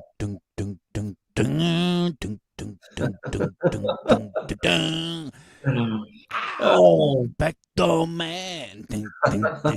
Well, the little girls. No. Okay. But the little girls understand. Yeah. Dun. Wait. You need to dinner Okay, and your back. pork and beans. Your pork and beans. Whole pork and beans. I don't know what I've come back into. Bring it back, boys. Bring it back. Bring it back. Yes. So yes, Latin America, which I think is, I was going to say that it's kind of born out in the lyrics, to trade some beads for a pint of gold. You know, Acapulco gold. Apparently, that's that refers to. Yeah, it's interesting. It's got again the speed variations in it. Twice the speed variation. There's a speed variation during the middle. It kind of speeds up at the front, and then gradually speeds up at the end, kind of thing. Again, you can only do that if you're going to record live. You know, and quite probably, I would imagine, quite difficult to reproduce live if you were gonna do it. But and and that kind of boogie bit in the middle as well was really cool. So I like that. But again, I think these, I love the lyrics of this. I think, they're really, they're evocative of lots of things, and you can read lots of things into them. It's a 10 out of 10 for me, and never a skip. As I don't think I skip anything on this album, to be honest. I think they all have, it's quite diverse, but they all have, the threads running through them, and I think it's a fantastic record. So yeah, 10 out of 10 and never a skip from me, sir. It's an interesting song, isn't it? It's an interesting side opener. I used to tend to skip the song, but look, I agree with you guys. I think it fits in. I'm glad that Simon brought up the Zabriskie point, because it's a cult movie. If you guys haven't seen it, go and see it. It's we won't. Maybe we should do like favorite top 5 movies one day on the show. I don't know. We talk about movies a lot on this show, but look, I love it. I love the song, Simon. I think that the lyrics that you've mentioned, that counterculture lyrics for the band, is clearly evident on this song. You don't have to decipher a lot, do you? It's there's no hidden meanings behind this song, and I like that. So it's a presentation of, I think, the political sophistication that Jim Morrison had. Clearly he knew what was going on with Latin America before other people, and it's a reflection, as the rock professor said, with him saying that his family weren't around, they died, because his father, as the rock professor said, was an admiral. So he was politically attuned, smart guy. He knew what was going on. And I think it just it's encapsulated in this song. It's never a skip. Good solid side opener. Gets better. It's not fluff. It's not fill. It's got its own place. 10 out of 10. Yeah. Just a point about Zabriskie point. It had music in it by John Fay, Pink Floyd, Jerry Garcia, the Rolling Stones, and a lot of other people. So quite a well musicked film for sure. Yeah, it's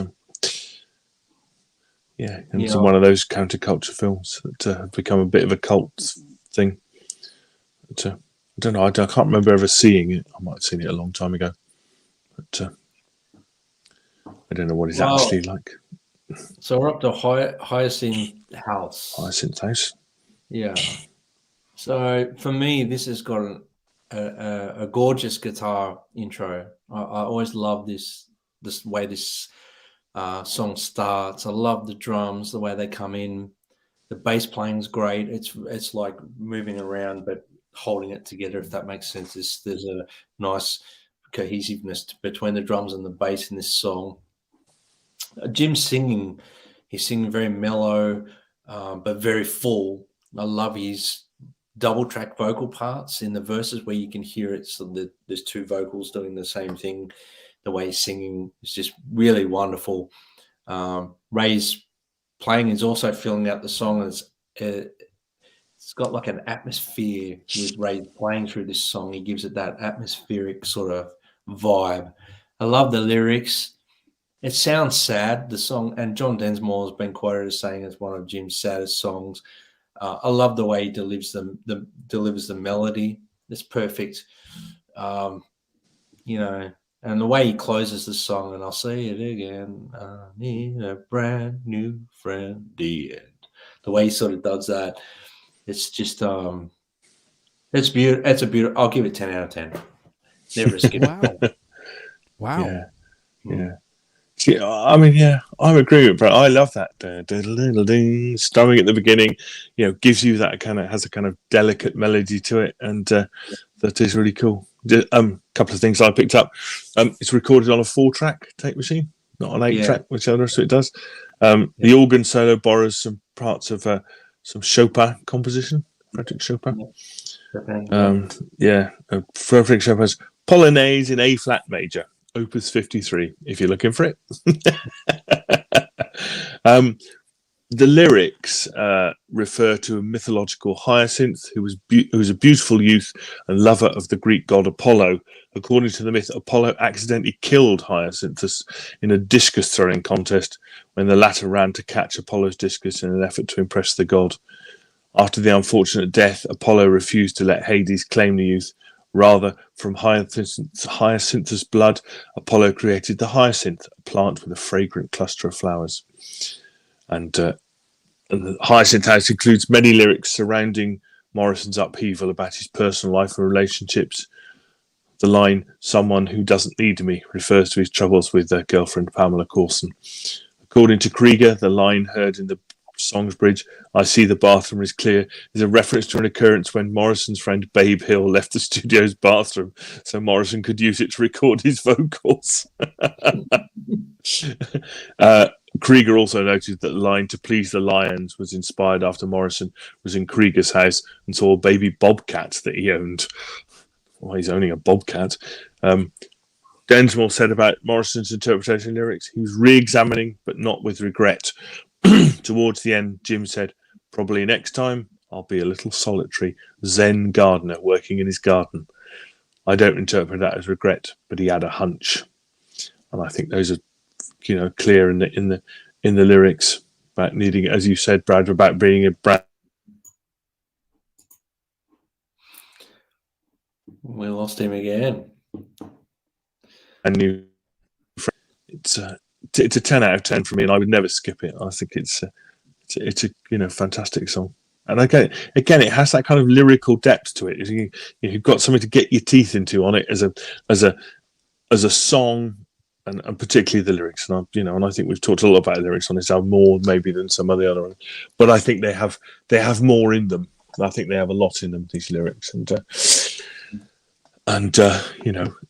as you say, Brad, it's, as I said, it's the way he sings them as well. It's that kind of lovely, kind of sort of croony baritone voice that's very seductive. Yeah. So 10 out of 10 for me, and never a skip.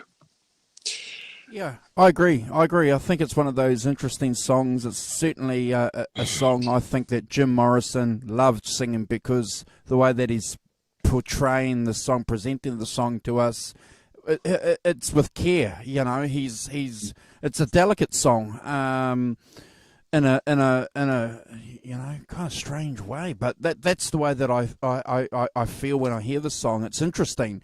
Again, it was a song that I used to skip for if you're a young guy, you could probably understand why. But in the context of the album, the song fits, doesn't it? It's interesting because when I dug around doing some research, the song didn't get a lot of back scratching from a lot of the critics, but it's interesting. I'm glad that Brad the Backdoor Man Cook mentioned that John said that it's a song that Jim liked singing. So one of his saddest songs. So let's go with the band members' opinions as opposed to these hack journalists. Some of them were pretty good, Simon, we know, but a lot of them were just, regurgitating crap, So I'm going to take his bandmates' opinion. It's a lovely song. I'm going to give it a 9 out of 10. Never a skip. Yeah, it's a we've all alluded to the fact that he sung it very delicately and gave it a bit of care. So beautiful song and great sort of observations, guys, on these songs so far. Like, I'm really impressed we're all on the same path a little bit, but we're all got our own little interpretation Yep. of it, which is good, you know. Yep. So, Mm. so the next song for is "Crawling King Snake." I believe it's a great cover, a great cover of this John Lee Hooker song, classic. Jim's singing it like a classic bluesman. His approach is dark, like very dark, and has a real swagger going on. He's, Robbie's guitar playing is brilliant. It's unique. I love his solo. Very different. Robbie's blues playing is very different because he had a classical background on guitar. So he was a blues guy. He loved the trills. He loved doing all that bluesy stuff. And him and Jim were big fans of the blues, more so than John and Ray. So they were always the blues side of the Doors, in my opinion. I'm sure this started as a jam. I'm sure they just started jamming on this song, and they decided to obviously record it. I'm sure of it. Ray's playing on this song gives the whole song a different color, and I love his solo. I love his solo as well. It's a great version of the song. It's probably one of my favorite versions of this song ever. I love all the different versions I've heard. It's a great song. I love John Lee Hooker's version of it, but I just love the way Jim sings this. I love the feel of the song, the way they do it. 10 out of 10 for me, guys. I'm a blues guy. I love hearing blues music, and the Doors did it remarkably well. 10 out of 10 for me, never a skip.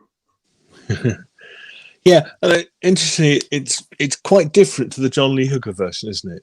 In kind of rhythm and instrumental style. I mean, the lyrics are the same pretty much, but yeah, it's got that vibe, but it's not that kind of John Lee Hooker boogie thing, is it? By a distance, which is interesting. I think that that they make it their own. It's like any great cover version. You make the song your own, don't you? So it's identifiable as the Doors completely. And yet it's actually written by somebody else. So, and it's the Crawling King Snake. It's kind of harking back to the Lizard King a bit, isn't it? It's kind of his previous persona. I'm a crawling king snake, baby. Rule my den is kind of it's got that kind of macho blues swagger to it. Thank you, Teresa. That's very kind. It's a great cover. 10 out of 10 and never a skip from me. I think it's it has all that kind of sleaze and the licentiousness that you need to do on this, that kind of macho swagger that need to carry this song off, and that Jim can do it. Oh, he can do it. The old bluesman himself. So yes, 10 out of 10 for me and never a skip. It's great. Really like it. Andrew. I love the song, and when I got the album, I knew it was a blues song. I knew who John Lee Hooker was. So, but I think it was about probably 6 months after I heard this that I heard his version. Look, I love this version of the song. I have to agree with Backdoor Man himself. That this is probably a definitive version of the song. I like the fact that Jim stamps himself all over the song. It's believable. It's got authenticity, which is what we love, isn't it, guys? Even from an established rock band, you want to believe something when you hear it. We're getting into the pork and beans now of this album with this song and the next two. It's do you like the Backdoor Man analogies that I'm making? Yeah. Okay. Well, if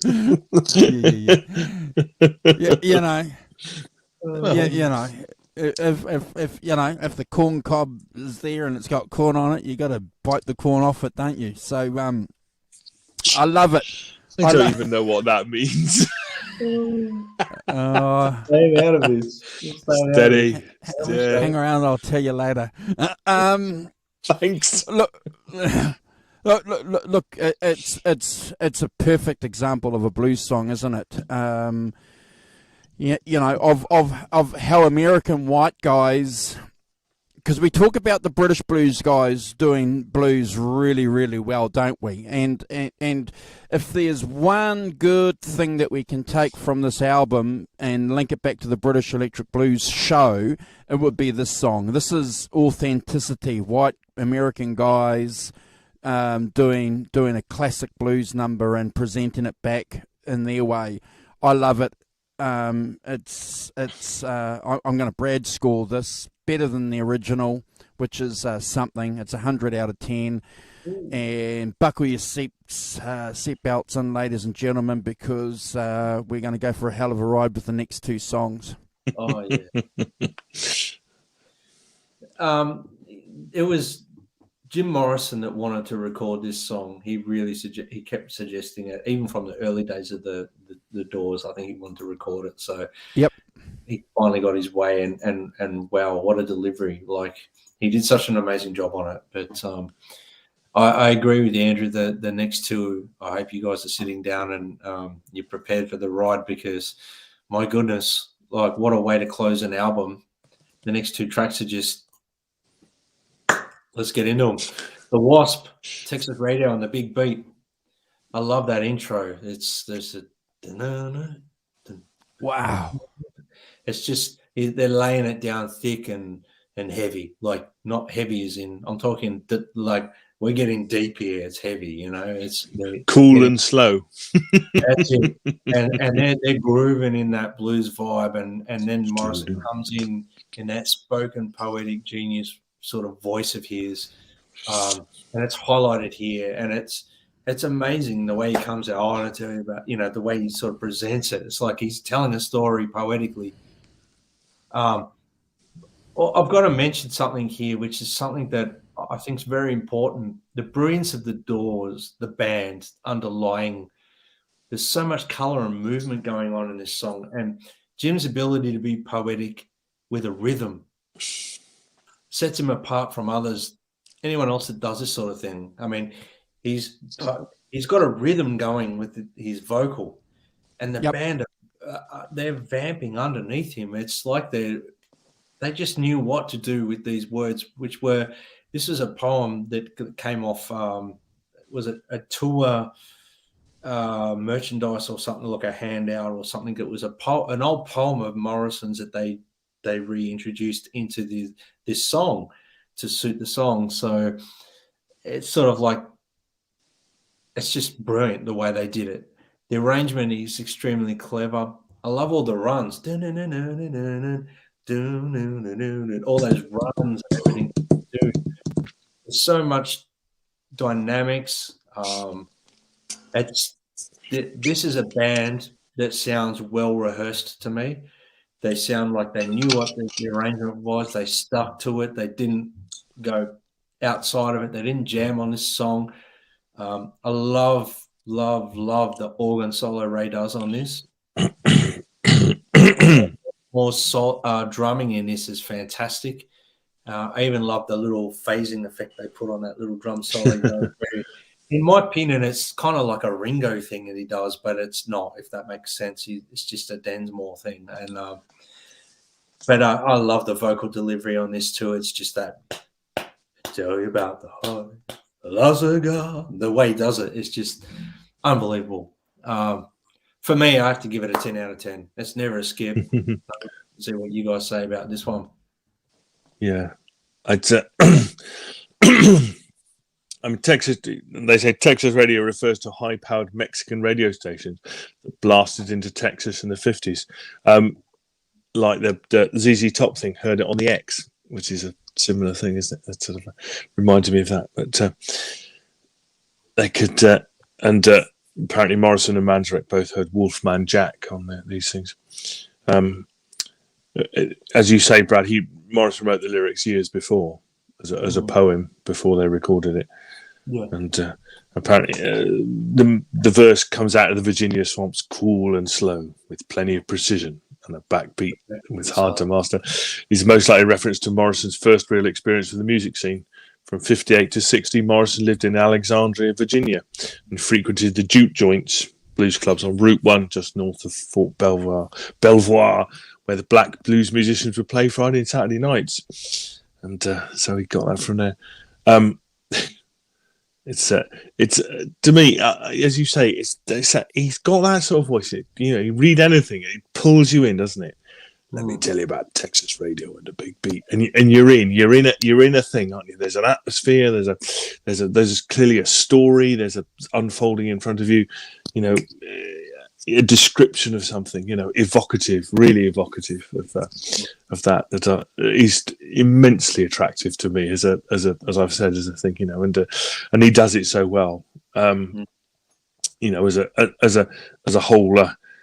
As a whole song, I think that the song is fantastic. It's 100 out of 10 for me, and I love the the lyrics are just brilliant. Clearly, we have I love the friends I have gathered together on this thin raft. We've constructed pyramids, none of our escaping. This is the land where the pharaoh dies. And I'm saying that's about the band and him. I could be wrong, but and also out here we are stoned. Immaculate. Definitely. It could easily be very pretentious, but it sounds fantastic to me. It's almost, sorry to cut you off there. No, cut me off. It's fine. It's almost like Morrison is drawing you in and demanding you listen to what he's got to say, and you can't let it go. You are sucked in. You cannot let it go. And basically, by the end of the song, you're just like, wow, I've just been taken on a poetic journey here. Yeah. Every time I listen to this song, I get lost in it. And I get lost. I'm hearing the music. I'm hearing the vocals. I'm hearing everything going, wow. Anyway, it's completely, yeah. So, good morning to Kubrick Lover. Kubrick Lover, how you doing? Hope you're good. Nice to see you. Brother, it's been a long time. Yeah. Been months. Yeah. Hope you're all right, surviving. So it's like, well, at the moment, tell you about the maiden with the wrought iron soul. Yeah, so to me it is 100 out of 10. Never skip. This comes into my head at random times. It's for me a classic Doors song. Really fantastic. Love it, love it, love it. Andrew. The first time I heard this song, a good friend of mine, Garth Blomfield, who had a huge impact on my rock and roll development when I was 13, 14 years old, opened up a lot of doors to me with music. And he was lucky because he had an older sister, and she had a couple of boyfriends. So that's how the music was filtering down through him. I was the oldest in my family, so I didn't get that interaction. And I remember push biking to school with Garth, and he was a smart cookie, and he recited the words to this song. And I was in amazement with my friend Garth, because I thought, he wrote this, heavenly in its brilliance, others mere rueful of the Western dream, But then I realised, when I started listening to some of these bands myself and buying records, he was actually just, a bit of a rip-off artist. He was just, but you were impressed at the time. Yeah. It worked for me, and it certainly worked for the girls too, I'm sure. But, and then I bought a Live She Cried. That was one of my first, besides the first album, then I bought a Live She Cried, and it's got this song on it, and I just remember dropping it going, holy mackerel. I hadn't heard.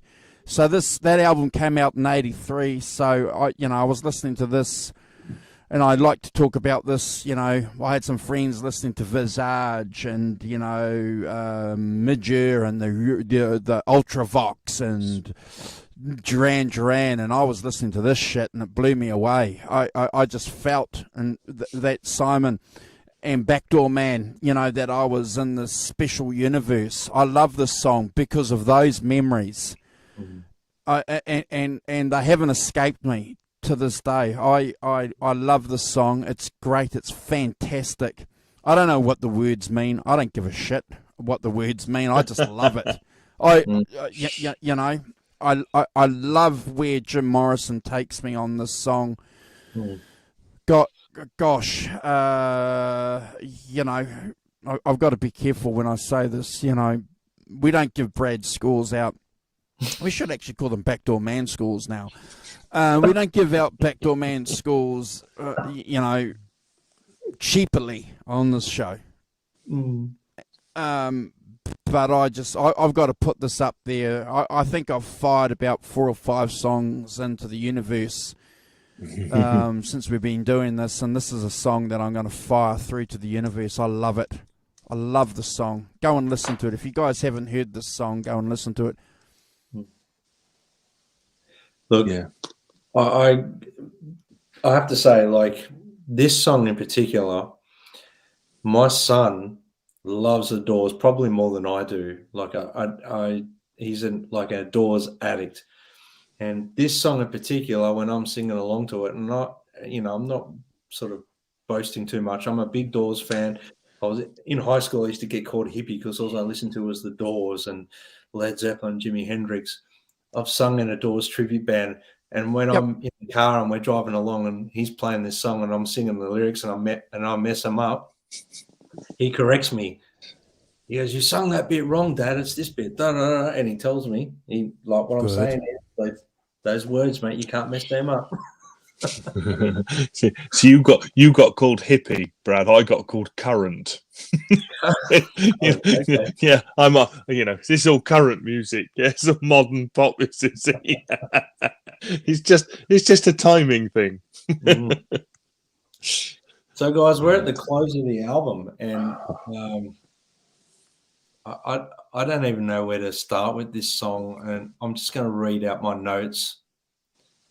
Riders on the Storm. I adore this song. It's in my top 5 Doors songs of all time, maybe my favorite. The inspiration behind this song is Ghost Riders in the Sky, but to me, it's light years apart from that song. The storm featured at the start is beautiful, sets the tone for the whole song. And from the minute the song starts, you're captivated. You're in a mood. It's like calming. It's almost like puts you in a hypnotic, meditative sort of state. You have to listen to this song in a dark room or with your eyes closed and just absorb it. The intro, the way it starts, it just gives me goosebumps from the minute it starts. I mean, that keyboard line, that line, it's played so delicately, like it's like hypnotic. I've got goosebumps talking about it. And the way that Jim comes in singing, I love that vocal. It's spooky. It's calming. It's the words. I love the words. I love the melody line. It's perfect. The guitar parts are beautiful. There's no way you could play this song any other way. The guitar solo is perfect. The tremolo effect on the guitar is perfect. The keyboard solo is immaculate. It's the underlying rhythm guitar parts in the keyboard solo are perfect. It's genius what Robbie Krieger's doing underneath the keyboard solo. When the run that Ray does at the end of his solo, which is like the one he does at the start, it leads you into each section so perfectly. The outro guitar solo, it's beautiful. It's perfect for the song. It's not overplaying. It's not underplaying. It's perfect. Jim's parting words, where Wasting Riders on the Storm, and there's that echo, and it's spooky. The ad lib of the instruments at the end, where the song kind of ends and they interplay, and then it stops and the storm kind of fades out. It's a journey. It's 100 out of 10. I don't really even know what else to say about the song other than I think it's probably one of the greatest songs ever written. And if that's a bold statement, but I have to say it's the Doors. It crystallizes everything about the Doors for me. Simon. yeah. 2 out of 10. Skip cocktail music. No, I'm joking. Time out. I agree with you. Yeah. If I did, I said no. I agree with you completely. This is one of my favorite songs ever. Never mind Doors songs. It's just, I used to when I was a young, I used to put it for some reason. I had it as a kind of Sunday morning song. So I used to put it on and then lie in my bed and listen to it, and as you say, with the sound of the thunder, and so atmospheric and so kind of, again, draws you into something, draws you into in a way that I think, in that kind of storytelling thing that he has, that kind of poetic storytelling that I think not many other people have, and they don't do it in the same way to kind of pull you in as a, and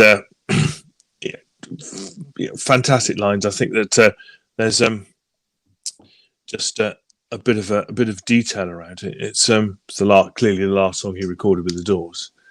So there's but he's I've got some notes here. The song could be seen as an autobiographical account of Morrison's life. He considered himself a rider on the storm. Killer on the Road is a reference to a screenplay he wrote called The Hitchhiker, where Morrison was going to play the part of a hitchhiker who goes on a murder spree. The lyrics, "Girl, you gotta love your man," can be seen as a desperate plea to his longtime girlfriend, Pamela. Stephen Davis, in his book Life, Death and Legend, he says that Jim would often hitchhike to see a girl called Mary Werbelow, who lived in Clearwater, 208 miles away. And those solitary journeys on hot, dusty Florida 2-lane blacktop roads, with his thumb out and his imagination on fire with lust and poetry and Nietzsche and God knows what else, taking chances on redneck truckers, fugitive homos and predatory cruisers, left an indelible psychic scar on Jimmy, whose notebooks began to obsessively feature scrawls and drawings of a lone hitchhiker, an existential traveller, faceless and dangerous, a drifting stranger with violent fantasies, a mystery tramp, a killer on the road, which I think is very apposite and descriptive. There's a Into This World We're Thrown is a reference to a German philosopher called Martin Heidegger. Have you ever heard of him? Read all his stuff. That's like a bit of a Nietzsche compatriot. Apparently, he had a concept of thrownness, about being thrown into life. That this things. To me, it's a piece of atmospheric brilliance, with the words, as you say, Brad, the delicacy of the keyboard parts. I mean, fantastically beautiful keyboard solo in it that Ray Manzarek does. It's just fantastic all the way. It's to me, this is 1,000 out of 10, and that's one of my favourite songs ever.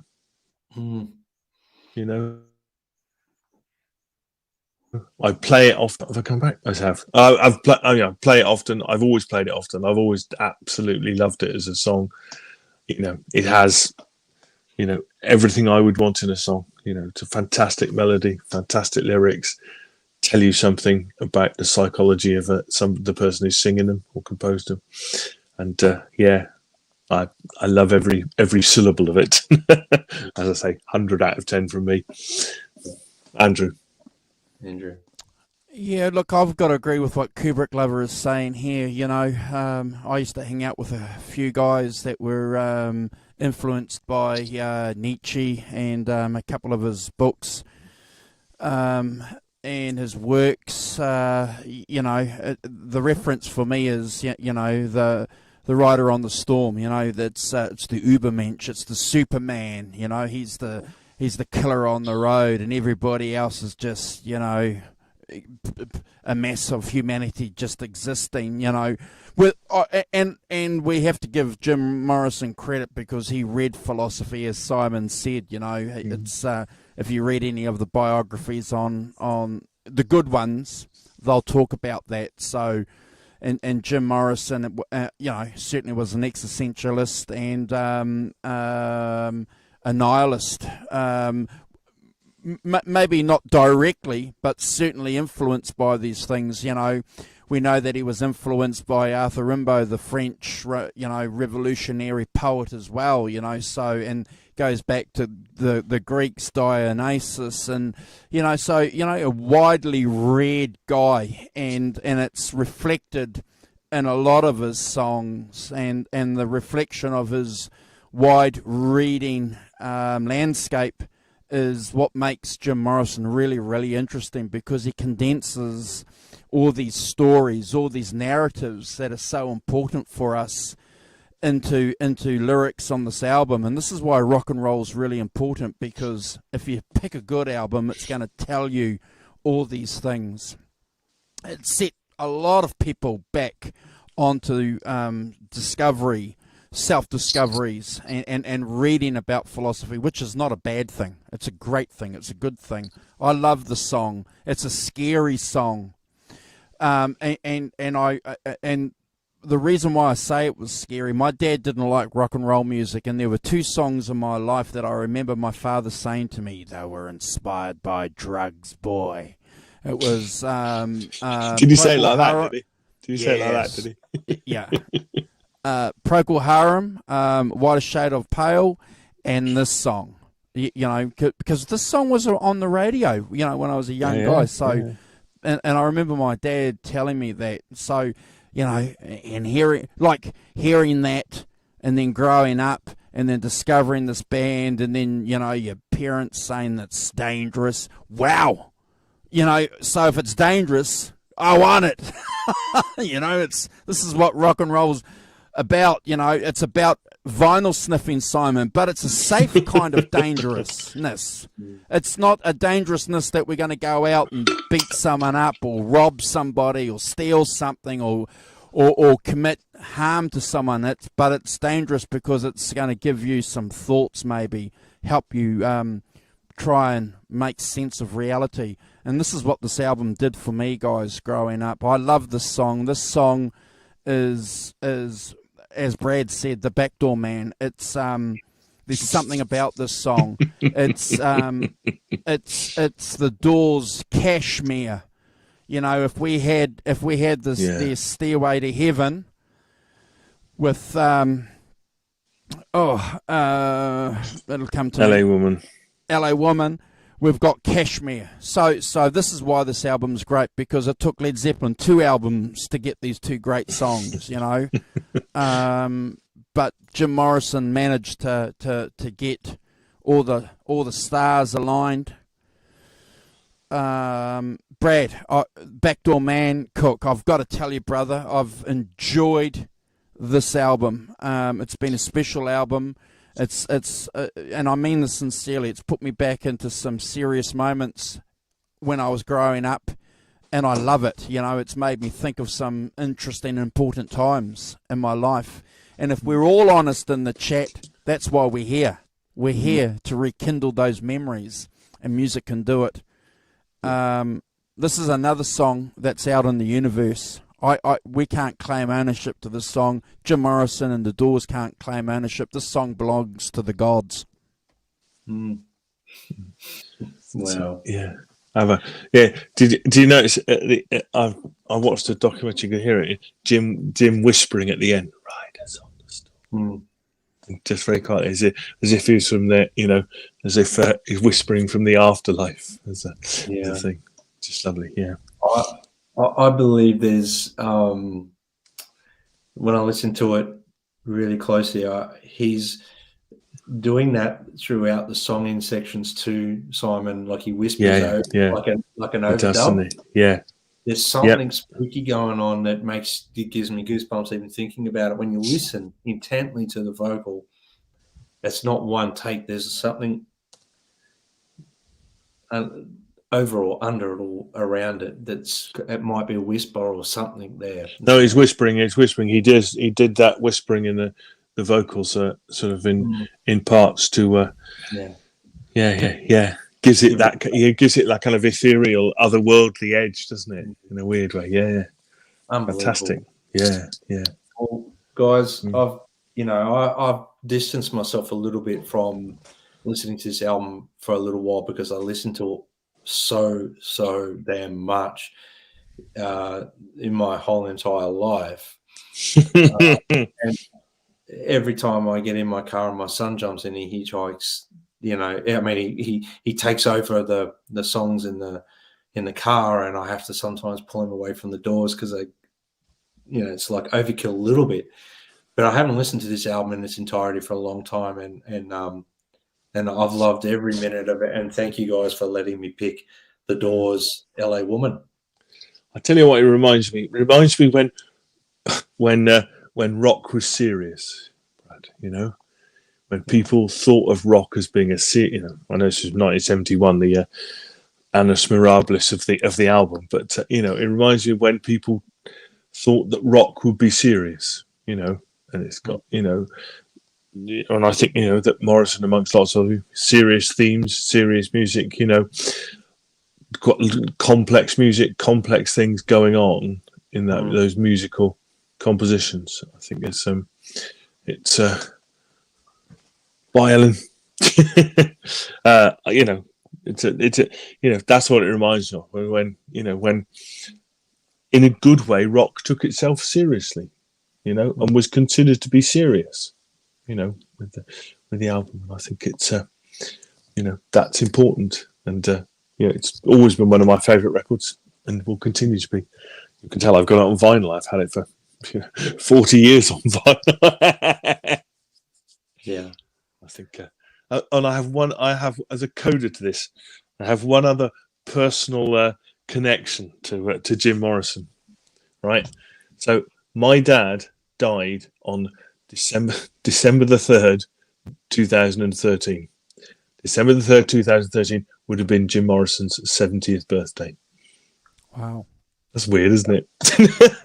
That's how I can remember it. Wow. December. He's one of the few rocks. December the 8th, 1943, he was born. I don't know why I can remember that and not almost any other person's birth at all. But I can remember that, yeah. So my dad died on his 70th birthday. There you are. Wow. Cool. Spooky.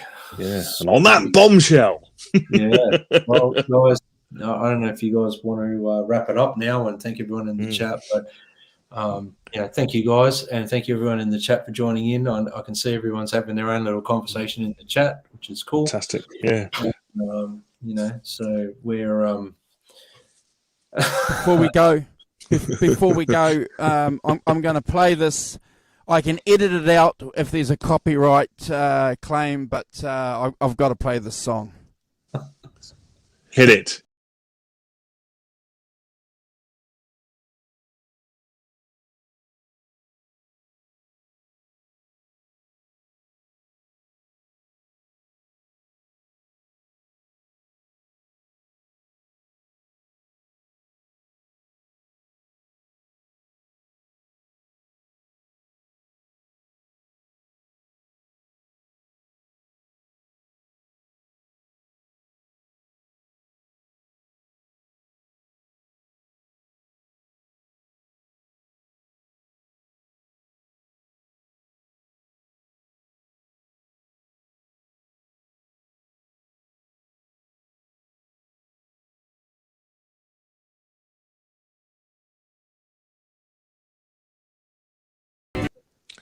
So those references Wonderful. that we're making, they're very serious. It's a very serious. It's a honourable title, and it's well deserved. And I'm so glad that our Brad Cook has claimed it from birth. From birth. From birth. Thank you, Alan, for giving us Brad, the backdoor man cook. Alan, I'll just say, Alan, my dad died aged 92. He had a long, creative, and interesting life. He did well. Proud to have him as my dad. I'm going to probably have to edit that song out because we might get blocked on that one. Copyrighted for it, yeah. I don't know whether if we get copyrighted, it'll be okay. If we get blocked, I'll have to copy it. That's all right. That's fine. Yeah. It's late here, guys. I got to go. I'd love to hang around and chat a little bit more with you guys. We've done some marathon shows, Rock Professor and Brad, the backdoor man cook. It's been fantastic hanging out with you. You have. Both of you. It's a great album. Go and listen to it, especially if you guys haven't for a long time. It's a special album. It's got a significant place in the history of rock and roll, as the Rock Professor said. You know, when rock and roll meant something and was serious, and people had something to say. What's he sent you? All right, I'll show you guys. John sent something to Brad. While you're doing that, I'll say thanks to Kubrick Lover, Sonia, John, Deja Voodoo, Christine, Taylor, who's obviously having a party. Ellen as well. Thanks, Ellen, for joining. Sonia, of course. Thank you, Sonia. Deja Voodoo. Whilst you're looking up that. Teresa. Thanks, Teresa, for joining and being with us. It's fantastic. We had who's it? Go on. Arvin, of course. Arvin. Helen Winter. Fantastic. I don't know if anyone's actually seen my font, like for my website and stuff like that. Carry on. I'll show you. Johnny Heartbreaker. What? Oh, he's back. Simon's so I'm back. just at Ambient Guitars UK, formerly, whatever he was formerly, changing an A halfway through. That's going to bewilder me. So I think that's pretty much everybody who's been around. Thanks all for your for joining, and thanks for your chat stuff. Deja Voodoo. Today's prize goes to you. Fantastic. Brad's going to send you a pic when he gets his pics. He's going to send you one. He has to. Yes. What do you got there, bro? What have you got to show us? I need you to present me, Andrew. So that's my. Oh, hang on. That's my font, right? So that's yeah. Yes. Yeah. So look, Brad Cook, right? Yes.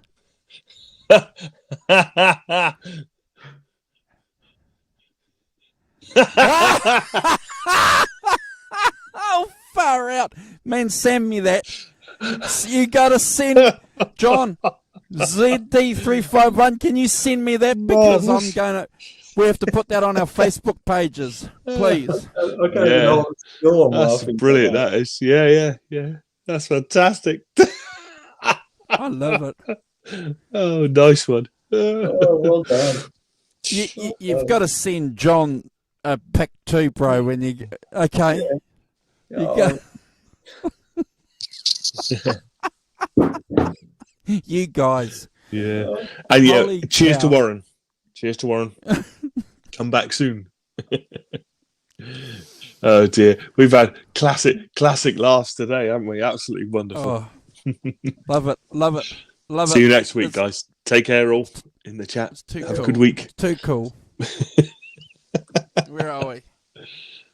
Press the buy button. Lord. Where is it? Where is it? Here it is. Oh my Lord. I can't. Bye. Bye. Bye.